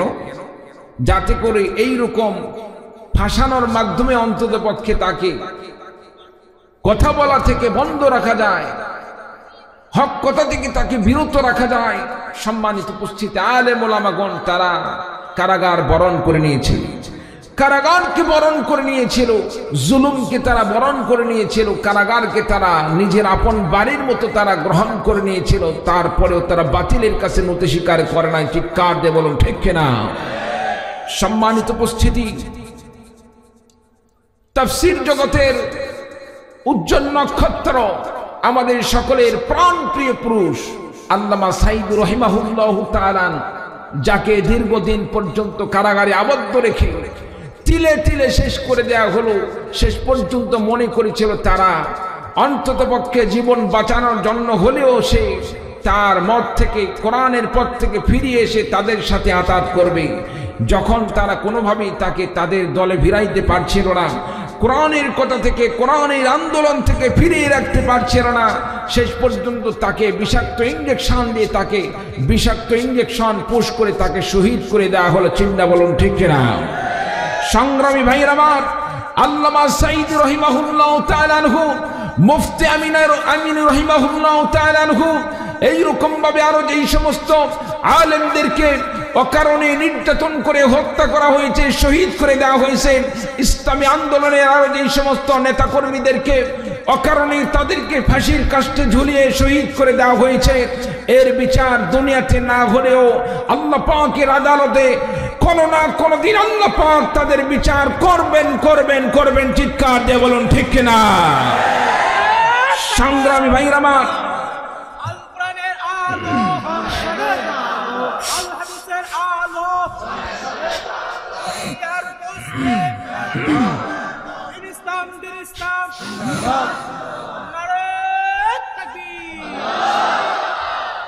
সংগ্রামী ভাইরা আমার, 1971 সালে যেমন আমার দেশকে স্বাধীন করার জন্য মুসলিম তৌহিদি জনতা কাঁধে কাঁধ মিলে জালেমদের বিরুদ্ধে সংগ্রাম করে নিজের জীবনকে আল্লাহর রাস্তায় কুরবানি করে দিয়েছিলেন, 26-এর আন্দোলনে ঠিক তেমনি ভাবে আমার ছাত্র ভাইদের নেতৃত্বে দেশের তাওহীদি জনতা ঐক্যবদ্ধ হয়ে জালেমদের বিরুদ্ধে রক্ত দিয়েছে, জীবন দান করেছে। আলেম ওলামাগণ নিজের জীবনকে কুরবানি করে দিয়েছে। নিজের জীবনের কুরবানির বিনিময়ে নিজের জীবনকে উৎসর্গ করার মাধ্যমে জালেমকে, স্বৈরাচারকে যেভাবে দেশ থেকে আমরা প্রতিহত করেছি, তাদেরকে যেমন উৎখাত করেছি, এদেশে ইসলামকে বিজয়ী করার জন্য, ইসলামকে সংসদ পর্যন্ত পৌঁছানোর জন্য, কোরআন কারীম দিয়ে এদেশের সংসদ পরিচালনা করার জন্য প্রয়োজনে আমরা আবারও সেই 24-এর আন্দোলনের মতো রক্ত দিব, জীবন দিব, তবুও এদেশের সংসদ থেকে কোরআনের আইন বাস্তবায়ন করেই ছাড়ব ইনশাআল্লাহ। কোন কোন ভাইরা যে আছেন দুহাত তুলে আল্লাহকে দেখিয়ে দিন।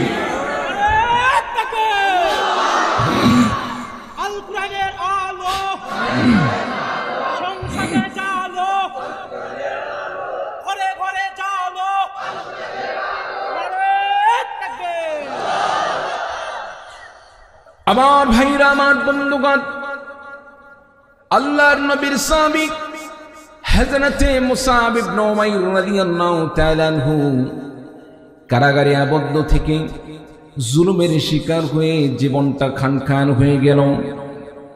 কাফের মুশরিকদের অত্যাচারে জীবনটা খানখান হয়ে গেল। কখন যেন সে দুনিয়া থেকে বিদায় নিয়ে চলে যায়। এক পর্যায়ে যখন শরীর কোনোভাবেই চলে না, মা লক্ষ্য করে দেখলেন সন্তান তো বিদায়ের পারা। সন্তান যতই অপরাধ করুক না কেন, সন্তান যতই অপরাধী হোক না কেন, সন্তানের জন্য প্রত্যেকটা মা এবং বাবার অন্তরটা নরম হয়ে থাকে। চিন্না বলুন ঠিক কিনা? মা বাবার জন্য তারা দুর্বল হয়ে থাকেন। সন্তান যদিও অন্য ধর্ম গ্রহণ করেছে, মা চেষ্টা করেছিল তাকে ইসলাম থেকে ঈমান থেকে ফিরিয়ে আনার জন্য, যখন কোনোভাবে পারল না, এক পর্যায়ে মুসাব ইবনে উমাইরের মা বললেন, বাবা খাবার খাও। মুসাব ইবনে উমাইর বললেন, না, কোনোভাবেই খাবো না। মা একটি কথা দিলে আমি খাবার খেতে পারি, একটি ওয়াদা করলে, আমার সাথে একটি অঙ্গীকার করলে আমি কথা রাখতে পারি। আমাকে যদি একটা বার ছেড়ে দাও, নবীজির কাছে যাওয়ার মতো সুযোগ করে দাও, নবীজির কাছে যাওয়ার মতো ব্যবস্থা করে দিলে আমি কথা দিলাম খাবার খাবো।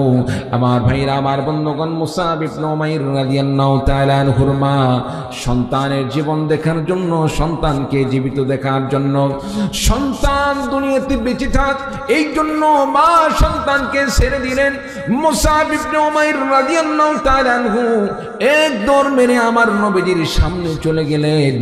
নবীজি সাল্লাল্লাহু আলাইহি সাল্লাম দূর থেকে লক্ষ্য করলেন, মুসাবের মতো লাগতেছে, কে যেন দৌড়ে দৌড়ে আসতেছে। আমার নবী সাল্লাল্লাহু আলাইহি সাল্লাম খেয়াল করতে থাকলেন। এক পর্যায়ে তিনি নবীজি দেখলেন মুসাবের মতো লাগে, কিন্তু মুসাবের সুন্দর পোশাক ছিল, এখন তো সেই সুন্দর পোশাক তো দেখা যায় না। মুসাব ইবনে উমাইর সকালে একটি পোশাক পরলে বিকালে সেই পোশাক পরতো না। এখন তো দেখা যাচ্ছে মুসাবের গায়ে যে পোশাকটা রয়েছে অনেক জীর্ণ শীর্ণ পোশাক। আর যে যুবকটা আসতেছে মুসাব ইবনে উমাইর, সে তো এমন একজন ছেলে ছিল, এমন একজন যুবক ছিল, হুষ্টপুষ্ট দেহের অধিকারী শক্তিশালী যুবক, কিন্তু দেখা যাচ্ছে অনেক দুর্বল ছেলে আসতেছে। আসলে এটাকে এক পর্যায়ে মুসাব ইবনে উমাইর যখন আমার নবীর কাছে চলে গেলেন, মুসাব ইবনে উমাইর রাদিয়াল্লাহু তাআলা আনহু নবীজির কাছে যখন গেলেন, নবীজির কাছে যাওয়ার সঙ্গে সঙ্গে নবীজি মুসাব ইবনে উমাইরের অবস্থা দেখে, নবীজি কান্নায় ভেঙে পড়লেন। নবীজির চক্ষু দিয়ে দর দর করে পানি পড়া শুরু হয়ে গেল। কি মুসাব দেখেছিলাম, এখন কি মুসাব দেখি। যেই মুসাব ছিল অনেক সুন্দর, যে মুসাব ছিল হুষ্টপুষ্ট দেহের অধিকারী, এখন মুসাবের শরীরে কোনো শক্তি নাই, গায়ে তেমন গোস্ত নাই, সুন্দর পোশাক নাই। কি কারণে তার এমন করা হলো? মুসাব ইবনে উমাইরকে জোরে ধরে নবীজি বললেন, মুসাব রে, আমি তোমাকে আগেই বলেছিলাম ইসলাম গ্রহণ করার পরে এমন জুলুম আসতে পারে, নির্যাতন আসতে পারে, অত্যাচার আসতে পারে, তোমার এই সুন্দর পোশাক নাও থাকতে পারে। আমি আজকে লক্ষ্য করে দেখতেছি তোমার সেই দিন চলে এসেছে। আল্লাহর নবী মুসাব ইবনে উমাইর রাদিয়াল্লাহু তাআলা আনহু নবীজিকে বললেন, নবী গো, যতই বিপদ আসুক না কেন, যতই পরীক্ষা আসুক না কেন, ঈমান এনেছি, আল্লাহর প্রতি ঈমান এনেছি, কালিমা পড়েছি, আপনি নবীকে নবী বলে মেনে নিয়েছি, জীবনটা আল্লাহর রাস্তায় কুরবানি করে দিব, বাতিলের কাছে নতি স্বীকার করব না। বলুন সুবহানাল্লাহ। কেমন ঈমান ছিল তাদের, কেমন ঈমান ছিল, বাতিলের কাছে নতি স্বীকার করতে রাজি নয়। তার পোশাকের কমতি ছিল না, সম্পদের কমতি ছিল না, বন্ধু বান্ধবদের কমতি ছিল না। ও যুবক, আজকে যারা বিভিন্ন দলের বিভিন্ন নেতৃত্বে থেকে যারা জীবনের মজা অনুভব করেছ, এক সময় অমক দল করার কারণে পিছনে 100টা মোটর সাইকেল থাকতো, 200টা মোটর সাইকেল থাকতো, স্লোগান দিয়ে দিয়ে নেতাকে সামনে নিয়ে যাইতো। একটাবার চিন্তা করে দেখো, তোমার এই দুনিয়ার জীবনটা শেষ নয়, তোমাকে আখিরাতে আল্লাহ পাকের কাছে সেখানে হাসরের ময়দানে দাঁড়াতে হবে। সেদিন যদি তুমি মাফ পেতে চাও, সেদিন যদি তুমি আল্লাহ পাকের কাছে মাফ পেয়ে জান্নাতে যেতে চাও, দুনিয়ার এই সমস্ত দুনিয়ার লোভ লালসা বাদ দিয়ে, ক্ষমতার চিন্তা বাদ দিয়ে আল্লাহকে খুশি করার জন্য, আল্লাহর দ্বীন কায়েম করার জন্য কোরআনের ছায়াতলে আসা ছাড়া বিকল্প কোনো পথ নেই। চিল্লা বলুন ঠিক কিনা? যুবক ভাইদেরকে বলবো, সমস্ত দলমত ছেড়ে দিয়ে যারা কোরআনের পক্ষে কথা বলে, ইসলামের পক্ষে কথা বলে, তাদের সাথে হাতে হাত মিলে আল্লাহ রাস্তায় নিজের জীবনটাকে কুরবানি করে দাও। আল্লাহ পাক সকলকে তৌফিক দান করুন। সকল বলে আল্লাহুম্মা আমিন। আর জোরে বলে আল্লাহুম্মা আমিন। হযরত মুসাব ইবনে উমাইর রাদিয়াল্লাহু তাআলা আনহু ঈমান আনয়ন করার পথে এত নির্যাতন হলো, জুলুম হলো। নবীজির কাছে গেলেন, নবীজি বললেন, মুসাব রে, মক্কায় আর তোমাকে রাখতে পারছি না, কারণ কখন যেন শত্রু বাহিনী এসে তোমাকে শেষ করে দেয়। নিজের জীবন বাঁচাতে হলে মক্কা ছাড়তে হবে, হিজরত করে চলে যাও অন্যত্র। মুসাব ইবনে উমাইর নবীজির নির্দেশ মোতাবেক হিজরত করে মক্কা ছেড়ে চলে গেলেন অন্য রাষ্ট্রে। সেখানে গিয়ে যখন তিনি আমল করেন, আমল করার সময় নবীজিকে সামনে পাই না। আমল করার সময় নবীজিকে সামনে না পাওয়ার কারণে মনের মধ্যে তৃপ্তি পায় না। যেই নবীর কোরআনে কারীমের তেলাওয়াত শুনেন মুসআব ইবনে উমাইর রাদিয়াল্লাহু তাআলা আনহু ঈমান এনেছেন, কালেমা পড়েছেন, মুসলমান হয়েছেন। আজকে সে মুসআব ইবনে উমাইর চিন্তার মধ্যে পড়ে গেলেন, সেই নবীকে না দেখে আমি কিভাবে আমল করি। মনে তো আমল করি কিন্তু মনের মধ্যে কোনো তৃপ্তি পাই না, মজা পাই না। নবীকে কাছে পেয়ে যদি আমল করি, নবীর কাছ থেকে মাসলা মাসাইল শিখি, নবীর কাছ থেকে হাদিস যদি আমি শিখতে পারি, তাহলে মনে আরো বেশি তৃপ্তি অর্জন করতে পারবো। এই জন্য মুসআব ইবনে উমাইর রাদিয়াল্লাহু তাআলা আনহু সিদ্ধান্ত নিলেন, জীবন যতই যাই হোক না কেন, জীবন থাকুক আর চলে যাক, নিজের জীবনের পরোয়া করি না। নবীজির প্রতি ঈমান আনয়ন করেছে। আল্লাহর নবী বিশ্ব নবী সাল্লাল্লাহু আলাইহি সাল্লামের কাছে থেকে, নবীজির কাছে থেকে ইসলাম মেনে চলবো, ঈমান অনুযায়ী আমল করে চলবো, নবীজির সুন্নাহ মেনে চলবো। নবীজির কাছে থেকেই নিজের জীবনকে আল্লাহর রাস্তায় বিলীন করে দিতে চাই। মুসআব ইবনে উমাইর আবার মক্কায় চলে গেলেন। আমার ভাইরা, আমার বন্ধুগণ, মক্কায় যাওয়ার পরে আল্লাহর নবী সাল্লাল্লাহু আলাইহি সাল্লামের সাথে মুসআব ইবনে উমাইর সাক্ষাৎ করলেন। বাড়িতে গেলেন। বাড়িতে যাওয়ার পরে মাকে লক্ষ্য করে বললেন, মা, ইতিপূর্বে নবীর প্রতি ঈমান আনার জন্য, আল্লাহর নবী মুহাম্মদ সাল্লাল্লাহু আলাইহি সাল্লামকে নবী হিসাবে মেনে নেওয়ার জন্য, আল্লাহকে রব হিসাবে মেনে নেওয়ার জন্য আমার উপর অনেক অত্যাচার হয়েছে, জুলুম হয়েছে, নির্যাতন হয়েছে। আমি ইতিপূর্বে কোনো প্রকার প্রতিবাদ করি নাই, আঘাত করি নাই, পাল্টা জবাব দেই নাই। তবে এবার মনে রাখো, এইবার ভালো করে স্মরণ করে রাখো, এবার যদি কোনো ব্যক্তি নবীজির কাছে যেতে আমাকে বাধা প্রদান করে, ইসলাম মেনে চলার জন্য, নামাজ পড়ার জন্য যদি কোনো প্রকার বাধা আসে, অত্যাচার আসে, জুলুম আসে, এই যে কোষমুক্ত তরবারি, তার জন্য এই তরবারি যথেষ্ট হয়ে যাবে। বলুন সুবহানাল্লাহ।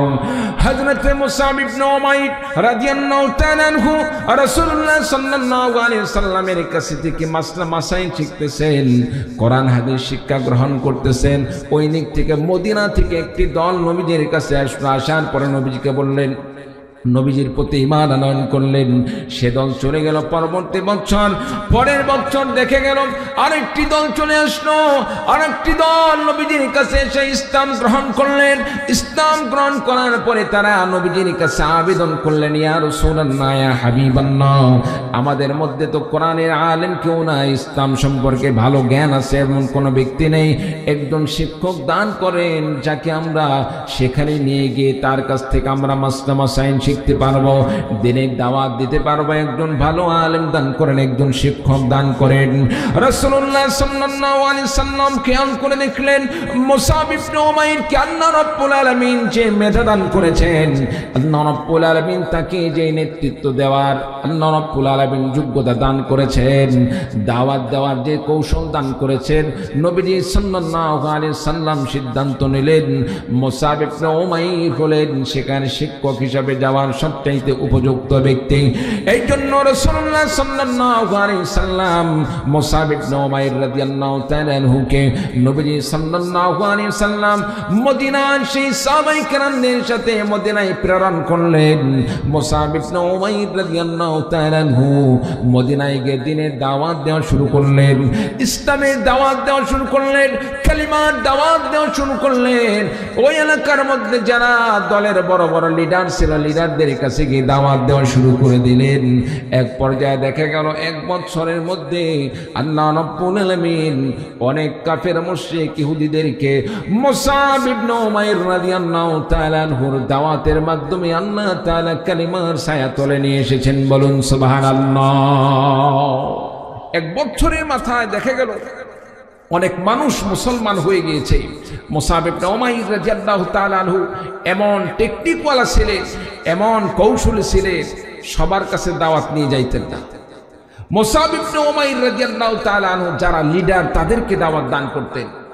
মনে করেন আপনাদের এলাকার কোনো একটি দল, একটি দলের একজন লিডার থাকলে তার অধীনে কমপক্ষে 10-15-20 জন তার সাঙ্গ পাঙ্গ হিসাবে তার পিছনে কাজ করে। কি বলেন, ঠিক কিনা? মনে করেন যুবলীগের একজন এলাকার সভাপতি, এলাকার যুবলীগের সভাপতি হয়ে থাকলে তার কর্মী কি থাকে না? যুব দলের সভাপতি তার কর্মী থাকে না? ছাত্র শিবিরের সভাপতি তার কর্মী থাকে কি থাকে না? থাকে। মুসআব ইবনে উমাইর রাদিয়াল্লাহু তাআলা আনহু চিন্তা করলেন, কর্মীদের কাছে দাওয়াত দেওয়ার চাইতে যদি নেতাদেরকে দাওয়াত দেওয়া হয় তাহলে বেশি উপকার হবে। কারণ একটা নেতা যদি ইসলামের ছায়াতলে চলে আসে, ইসলামের পক্ষে চলে আসলে নেতার অনুসরণ করে বাকি লোকগুলো এমনিতেই চলে আসবে। বলুন সুবহানাল্লাহ। মদিনার ইহুদিদের মাথা খারাপ হয়ে গেল, টেনশন শুরু হয়ে গেল। কোথায় থেকে যুবক আসলো এসে আমাদের দেশের সকল নেতাগুলোকে দিনের দাওয়াত দিয়ে আমাদের ধর্ম থেকে তাকে অন্য ধর্মে, তাদেরকে অন্য ধর্মে রূপান্তরিত করতেছে। কই থেকে আসলো এই যুবকটা? সম্মানিত উপস্থিতি, হযরতে মুসআব ইবনে উমাইর রাদিয়াল্লাহু তাআলা আনহু ধৈর্যের সাথে, টেকনিকের সাথে তিনি কাজ আগিয়ে নিলেন। ইতিমধ্যে রাসূলুল্লাহ সাল্লাল্লাহু আলাইহি সাল্লাম মদিনায় হিজরত করলেন। বলুন সুবহানাল্লাহ। আল্লাহ রাসূল সাল্লাল্লাহু আলাইহি সাল্লাম যখন মদিনায় হিজরত করলেন, মদিনায় হিজরত করার পরে যখন দেখলেন মুসআব ইবনে উমাইরের নেতৃত্বে অনেক সংখ্যক মুসলমান হয়ে গিয়েছে, রাসূলুল্লাহ সাল্লাল্লাহু আলাইহি সাল্লাম খুশি হলেন, আনন্দিত হলেন। মুসআব ইবনে উমাইরের প্রতি রাসূলুল্লাহ সাল্লাল্লাহু আলাইহি সাল্লাম সন্তুষ্ট হলেন। বলুন সুবহানাল্লাহ। আমার রাসূল সাল্লাল্লাহু আলাইহি সাল্লাম কি এই কাফেরের দলেরা নবীজিকে হত্যা করার জন্য এমন কোন ষড়যন্ত্র ছিল না, সেই ষড়যন্ত্র তারা করে নাই। রাসূল সাল্লাল্লাহু আলাইহি সাল্লামকে হত্যা করার তারা ষড়যন্ত্র করলো। মুহাম্মদ আমাদের দেশে দিন দিন তার গোষ্ঠীকে, তার দলকে বড় করতেছে, সুতরাং কি করা যায়? রাসূল সাল্লাল্লাহু আলাইহি সাল্লামকে তারা হত্যা করার ষড়যন্ত্র করলো। দারুন নাদওয়ায় তারা পরামর্শ করলো আবু জেহেলের নেতৃত্বে। সেখানে এক পর্যায়ে এক একজন এক এক পরামর্শ দান করলো। সম্মানিত উপস্থিতি, কেউ বলল মুহাম্মদকে দেশান্তর করো, আবার কেউ বললেন কারাগারে আবদ্ধ করে রাখা হোক। সম্মানিত উপস্থিতি, শেষ পর্যন্ত আবু জেহেল বললেন যে না, এই সমস্ত কোনো সিদ্ধান্তই ফলপ্রসূ হবে না। কারণ তাকে যদি দেশান্তর করা হয়, অন্য দেশে সাঙ্গপাঙ্গ তৈরি করে আমাদের দেশে আক্রমণ করবে, এ কাজ করা যাবে না। তাকে যদি কারাগারে আবদ্ধ করে রাখা হয়, তার যে সমস্ত ধর্মীয় তার বংশের লোকেরা আছে তাকে কারাগার থেকে বাহির করে নিয়ে আসবে, এটাও করা যাবে না। তাহলে কি করা হবে? প্রত্যেকটা দলের উপদলের একজন করে সেখানে আমরা ঐক্যবদ্ধ হয়ে, একটি একত্রিত দলবদ্ধ হয়ে আমরা মুহাম্মদকে আমরা সেখানে আক্রমণ করে হত্যা করব, শহীদ করে দেব। বলুন নাউযুবিল্লাহ। আমার ভাইরা, আমার বন্ধুগণ, দারুন নাদওয়ায় আমার নবীজিকে শহীদ করে দেওয়ার জন্য যে চক্রান্ত হলো, যে ষড়যন্ত্র হলো, আল্লাহ রাব্বুল আলামিন জিবরিল আমিনের মাধ্যমে নবীজিকে জানিয়ে দিলেন। আল্লাহর নবী বিশ্বনবী সাল্লাল্লাহু আলাইহি সাল্লামকে আল্লাহ পাক জানিয়ে দিলেন। আল্লাহ রাব্বুল আলামিন রাতের আধারে নবীজি সাল্লাল্লাহু আলাইহি সাল্লামকে মদিনায় হিজরত করার নির্দেশ দান করলেন। নবীজি সাল্লাল্লাহু আলাইহি সাল্লাম হযরত আলী রাদিয়াল্লাহু তাআলা আনহুকে নিজের খাটে শায়িত করে রেখে হযরত আলী রাদিয়াল্লাহু তাআলা আনহুকে নবীজি নিজের খাটে শায়িত করে দিয়ে রাসূলুল্লাহ সাল্লাল্লাহু আলাইহি সাল্লাম হযরত আবু বকর রাদিয়াল্লাহু তাআলা আনহুকে নিয়ে হিজরত শুরু করলেন। বাড়ি থেকে যখন বাইর হলেন, বাড়ির চতুর্পাশে কাফের মুশরিকরা, শত্রুরা নবীজিকে হত্যা করার জন্য তারা প্রস্তুতি গ্রহণ করে আছে। সকাল হলে তারা আক্রমণ করবে। তারা যদিও কাফের মুশরিক, তাদের একটি নীতি ছিল রাতের আধারে কারো উপর আক্রমণ করত না। কিন্তু আমার দেশের এক শ্রেণীর জালেমের দল ছিল, তারা আলেম ওলামাদেরকে রাতের আধারে বাড়িতে হামলা করে, আঘাত করে আলেমদেরকে, দেশপ্রেমিক এদেশে তাওহীদি জনতাকে তারা রাতের আধারে তারা আক্রমণ করে শহীদ করে দিত। চিন্না বলুন ঠিক কিনা? আবু জেহেল, আবু লাহাব তাদের উত্তরসূরি, তাদের এইটুক নীতি হলেও ছিল। রাতের আধারে তারা আক্রমণ করত না। কিন্তু দীর্ঘ 14-15 বছর আমরা লক্ষ্য করে দেখেছি আলেমদেরকে রাতের আধারে তারা আঘাত করত, তারা গুম করে ফেলে দিত। আমার ভাইরা, আমার বন্ধুগণ, এর দ্বারা প্রমাণ হয়ে যায় এই জাতি আবু জেহেল, আবু লাহাবের চাইতো তারা নিকৃষ্ট। চিন্না বলুন ঠিক কিনা? সম্মানিত উপস্থিতি, এই সমস্ত জিনিস থেকে আমাদেরকে শিক্ষা নিতে হবে। আল্লাহ পাকের পক্ষ থেকে অনেক পরীক্ষা আসবে, এই সমস্ত পরীক্ষায় আমাদেরকে পরীক্ষায় ধৈর্য ধারণের মাধ্যমে আপনাকে আমাকে বিজয়ী হতে হবে।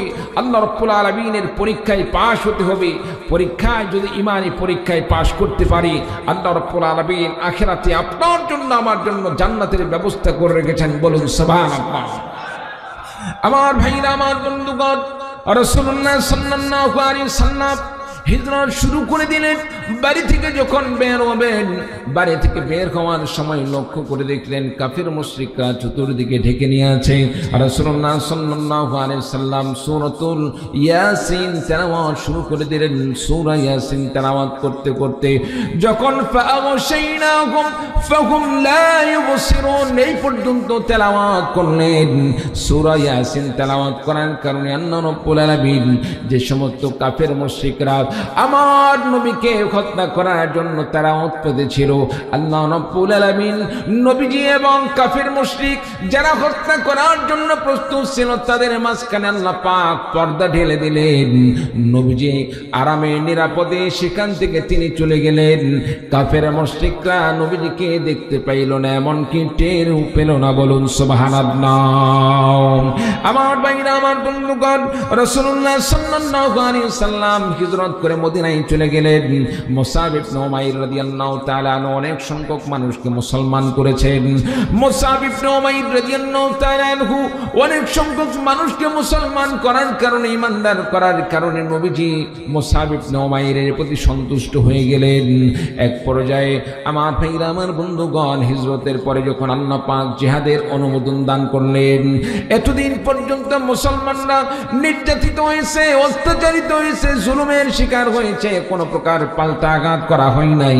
কিন্তু যখন নবীজি হিজরত করলেন, হিজরত করার পরে আল্লাহ রাব্বুল আলামিন নবীজিকে ঘোষণা করে দিলেন, নবী গো, এখন থেকে শুধুমাত্র আঘাত প্রাপ্তই নয়, বরং যারা আঘাত করবে তাদেরকে পাল্টা আঘাত করার মতো আমি আল্লাহ রাব্বুল আলামিন অনুমতি দিয়ে দিলাম। বলুন সুবহানাল্লাহ। সম্মানিত উপস্থিতি, হযরতে মুসআব ইবনে উমাইর সেখানে তো হিজরত করলেন, আল্লাহ তাআলা জিহাদের অনুমোদন দান করলেন। রাসূলুল্লাহ সাল্লাল্লাহু আলাইহি সাল্লাম বিভিন্ন জিহাদের মধ্যে আল্লাহ রাসূল সাল্লাল্লাহু আলাইহি সাল্লাম স্বয়ং নিজেই তিনি শরীক হলেন। আল্লাহ তাআলা মুসলমানদেরকে সর্বপ্রথম যে জিহাদে আল্লাহ পাক বিজয় দান করেন, সেই জিহাদের নাম কি বলেন? জোরে বলেন। বদর যুদ্ধেই তো শিশু বাচ্চারা বলতেছে মাশাআল্লাহ। আল্লাহ তাআলা মুসলমানদেরকে সর্বপ্রথম যে বিজয় দান করেছেন বদর যুদ্ধে, আল্লাহ রাব্বুল আলামিন ঐতিহাসিক বিজয় দান করলেন। বদর যুদ্ধে মুসলমানদের সংখ্যা অনেক বেশি ছিল, হাজার হাজার, লাখ লাখ না, এই যে এখানে যতগুলো মানুষ আছে এতগুলোও নয়।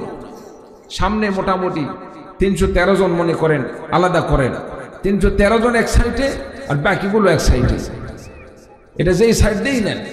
সম্মানিত উপস্থিতি, আল্লাহ তাআলা 313 জন সাহাবীকে আল্লাহ রাব্বুল আলামিন হাজারের অধিক কাফেরদের বিরুদ্ধে আল্লাহ রাব্বুল আলামিন বিজয় দান করেছিলেন। বলুন সুবহানাল্লাহ। মুসলমানরা কোনোদিন সংখ্যা দিয়ে বিজয় অর্জন করে নাই। মুসলমানরা ইসলামের বিজয় ছিনিয়ে নিয়ে এসেছিল তারা শুধুমাত্র ঈমানি পরীক্ষায়, ঈমানি সক্ষমতার প্রমাণ দেওয়ার মাধ্যমে, ঈমানি মজবুতির প্রমাণ দেওয়ার মাধ্যমে তারা বিজয় এনেছিল। বলুন সুবহানাল্লাহ। আমার ভাইরা, আমার বন্ধুগণ, আল্লাহ রাব্বুল আলামিন সে কথাই কোরআনে কারীমের মধ্যে ঘোষণা দিয়ে বলেন, ওয়ালা তাহিনু ওয়ালা তাহজানু ওয়া আনতুমুল আ'লাউনা ইন কুনতুম মুমিনিন।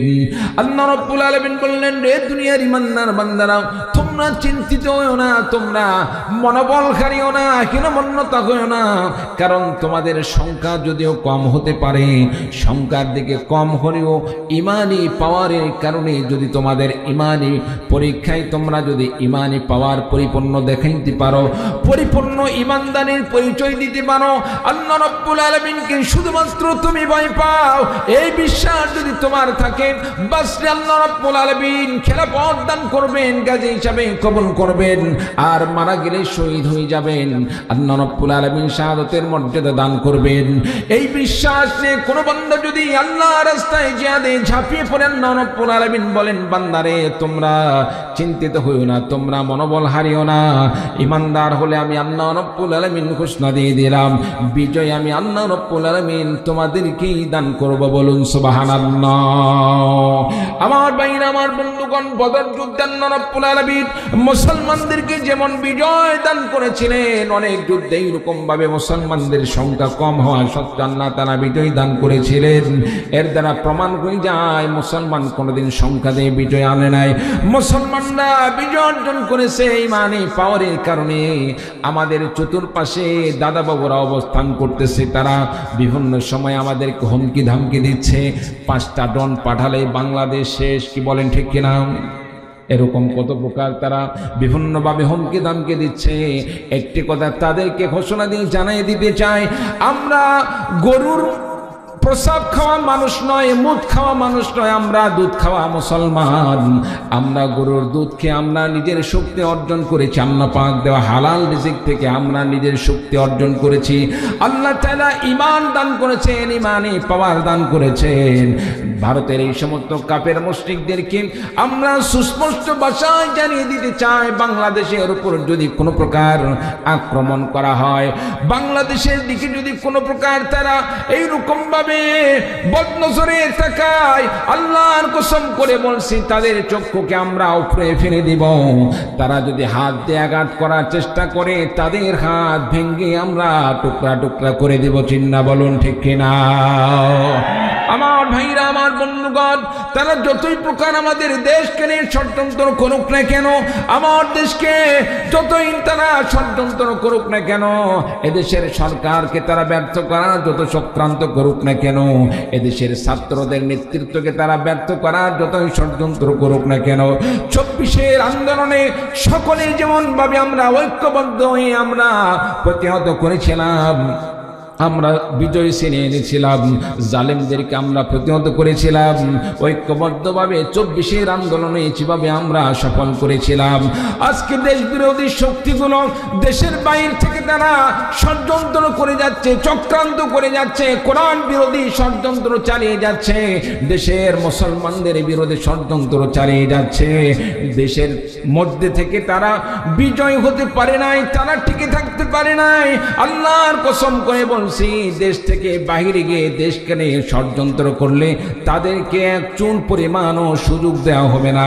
তাদেরকে প্রত্যেকটা মুহূর্তে আমরা জবাব দেব। প্রয়োজনে তাদেরকে প্রতিহত করার জন্য আল্লাহর রাস্তায় জীবন দান করব, আল্লাহর রাস্তায় জীবনকে কুরবানি করে দিব। কোন কোন ভাই প্রস্তুত আছেন? দুহাত তুলে আল্লাহ তাআলাকে দেখিয়ে দিন। লিল্লাহি তাকবীর। আল কোরআনের আলো, আল হাদিসের আলো, তোমার নেতা আমার নেতা, নারে তাকবীর। বাস আত্মা চলবে, বোঝা যাচ্ছে। কি বলেন, চলবে না? চলবে তো? হ্যাঁ, সারা রাত জীবনটা আমাকে তো তেজপাতা। কালকে মাহফিল করছে সেই ভোলা, ভোলা কতদূর বুঝতেছেন? ফজরের পরে রওনা দিছি, আসতে আসতে এখানে মোটামুটি এশার সময়। তো যাই হোক, আল্লাহ তাআলা আপনাদেরকে মনোবল দান করছেন, ইমানই শক্তি দান করছেন। দোয়া করি আল্লাহ তাআলা এই ইমান নিয়ে যেন আমাদেরকে মৃত্যু দান করেন। সকলে বলি আল্লাহুম্মা আমিন। আর জোরে বলুন আল্লাহুম্মা আমিন। আমার ভাইরা, আমার বন্ধুগণ, নবীর সাহাবী হযরতে মুসাব ইবনে উমাইর রাদিয়াল্লাহু তাআলা আনহু এবার রাসূলুল্লাহ সাল্লাল্লাহু আলাইহি সাল্লামের কাছে তিনি এইবার নবীদের কাছেই রইলেন। সামনে উহুদ যুদ্ধ চলে আসলো। উহুদ যুদ্ধের জন্য সেনাপতি নির্ধারণ করা হবে। নবীজি চিন্তা করলেন কাকে সেনাপতির দায়িত্ব দেওয়া যায়।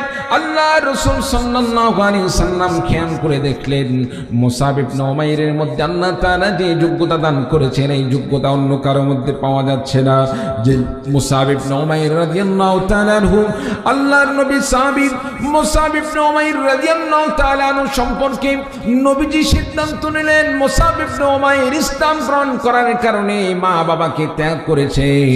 মা বাবা তাকে ত্যায্য করার জন্য মনের মধ্যে কোনো আফসোস নেই। বন্ধু বান্ধবরা তাকে ত্যায্য করেছেন, বন্ধু বান্ধব ছেড়ে দিয়েছে, কোনো আফসোস নেই। সুন্দর সুন্দর পোশাক ছিল, সুন্দর পোশাক আজকে তারা গায়ে নেই। যে মুসাব ইবনে উমাইর রাদিয়াল্লাহু তাআলা আনহুর এক সময় সম্পদের কোনো কমতি ছিল না। মুসাব ইবনে উমাইর ইসলাম গ্রহণ করার কারণে সেই সম্পদগুলো হাতছাড়া হয়েছে, এ নিয়েও তার কোনো চিন্তার কোনো বিষয় নেই, আফসোসের বিষয় নেই। নবীজি সাল্লাল্লাহু আলাইহি সাল্লাম সিদ্ধান্ত নিলেন উহুদ যুদ্ধে সেনাপতির দায়িত্ব দান করবেন মুসাব ইবনে উমাইরকে। আল্লাহর নবী বিশ্ব নবী সাল্লাল্লাহু আলাইহি সাল্লাম কালিমার ঝান্ডা তুলে দিয়ে মুসাব ইবনে উমাইরকে বলে দিলেন মুসাব রে, আমি আল্লাহর নবী বিশ্ব নবীজি, আমি আল্লাহর নবী বিশ্ব নবীজি তোমার হাতে কালিমার ঝান্ডা তুলে দিলাম। তোমার কাছে একটি আবেদন রইল, সেটা হলো যতক্ষণ পর্যন্ত দেহে প্রাণ থাকবে ততক্ষণ পর্যন্ত এই কালিমার ঝান্ডাকে জমিনে অস্তমিত করবে না, জমিনে রাখবে না। জীবন থাকা পর্যন্ত কালিমার পতাকাকে আলগে রেখে আল্লাহর রাস্তায় লড়াই চালিয়ে যাবে। বলুন সুবহানাল্লাহ। হযরত মুসাব ইবনে উমাইর রাদিয়াল্লাহু তাআলা আনহু যুদ্ধের ময়দানে ঝাঁপিয়ে পড়লেন, জিহাদের ময়দানে ঝাঁপিয়ে পড়লেন, লড়াই চালিয়ে যাচ্ছেন। ডানে বামে যাকে পায় কুচকানা করেন। এক পর্যায়ে কাফেরদের পক্ষ থেকে মুসাব ইবনে উমাইর রাদিয়াল্লাহু তাআলা আনহুর প্রতি আঘাত করা হলো। আল্লাহর নবী সাহাবী মুসাব ইবনে উমাইর রাদিয়াল্লাহু তাআলা আনহুর এক হাত কেটে গেল। হাত কেটে যাওয়ার সঙ্গে সঙ্গে অন্য হাত দিয়ে কালিমার পতাকাকে আলগে রাখলেন। আরেকটি হাত যখন কাফেররা আঘাত করে কেটে ফেলে দিল, হযরত মুসাব ইবনে উমাইর রাদিয়াল্লাহু তাআলা আনহু কালিমার পতাকাকে কেমন ভালোবাসতেন, রাসূলের আদেশকে তিনি কেমন শ্রদ্ধা করতেন। এক পর্যায়ে মুসাব ইবনে উমাইর রাদিয়াল্লাহু তাআলা আনহু কালিমার পতাকাকে তিনি দাঁত দিয়ে কামড়ে আসমানের দিকে তিনি আলগে রাখলেন। বলুন সুবহানাল্লাহ। আমার ভাইরা, আমার বন্ধুগণ, একজন সাহাবী এসে কালিমার পতাকাকে মুসাব ইবনে উমাইরের কাছ থেকে নিলেন। মুসাব ইবনে উমাইর রাদিয়াল্লাহু তাআলা আনহু আস্তে আস্তে রক্ত প্রবাহিত হওয়ার কারণে দুর্বল হয়ে গেলেন। শাহাদাতের তিনি অনুভব করতে লাগলেন, জান্নাতের সুঘ্রাণ তিনি অনুভব করতেছেন, শাহাদাতের নিকটবর্তী হয়ে গেলেন। আল্লাহর নবী সাহাবী মুসাব ইবনে উমাইর একজন সাহাবীকে ডেকে বললেন, সাহাবীরে শোনো, আমার নবীর কাছে আমার কাছ থেকে একটি পয়গাম পৌঁছে দিবে। নবীজি সাল্লাল্লাহু আলাইহি সাল্লাম আমার কাছে একটি ওয়াদা নিয়েছিলেন। নবীজি আমাকে একটি আদেশ করেছিলেন, সেটা হলো নবীজি বলেছিলেন আমি যেন মৃত্যু পর্যন্ত, যতক্ষণ পর্যন্ত আমার দেহে প্রাণ থাকে ততক্ষণ পর্যন্ত যেন আমি কালিমার পতাকাকে, কালিমার ঝান্ডাকে আলগে রাখি, অস্তমিত না করি। আমার নবীর কাছে পৌঁছে দিও। যতক্ষণ পর্যন্ত আমি সক্ষম ছিলাম ততক্ষণ পর্যন্ত আমি কালিমার পতাকাকে আলগে রেখেছিলাম। কালিমার পতাকাকে আমি জমিনে অস্তমিত করি নাই, কালিমার পতাকাকে ঝান্ডাকে আলগে রেখেছিলাম। এক পর্যায়ে হযরত মুসাব ইবনে উমাইর রাদিয়াল্লাহু তাআলা আনহু তিনি শহীদ হয়ে গেলেন।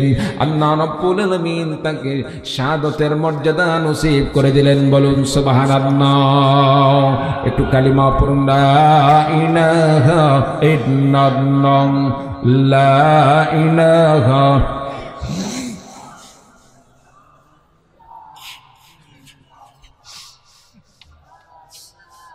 لا إله إلا الله، لا إله،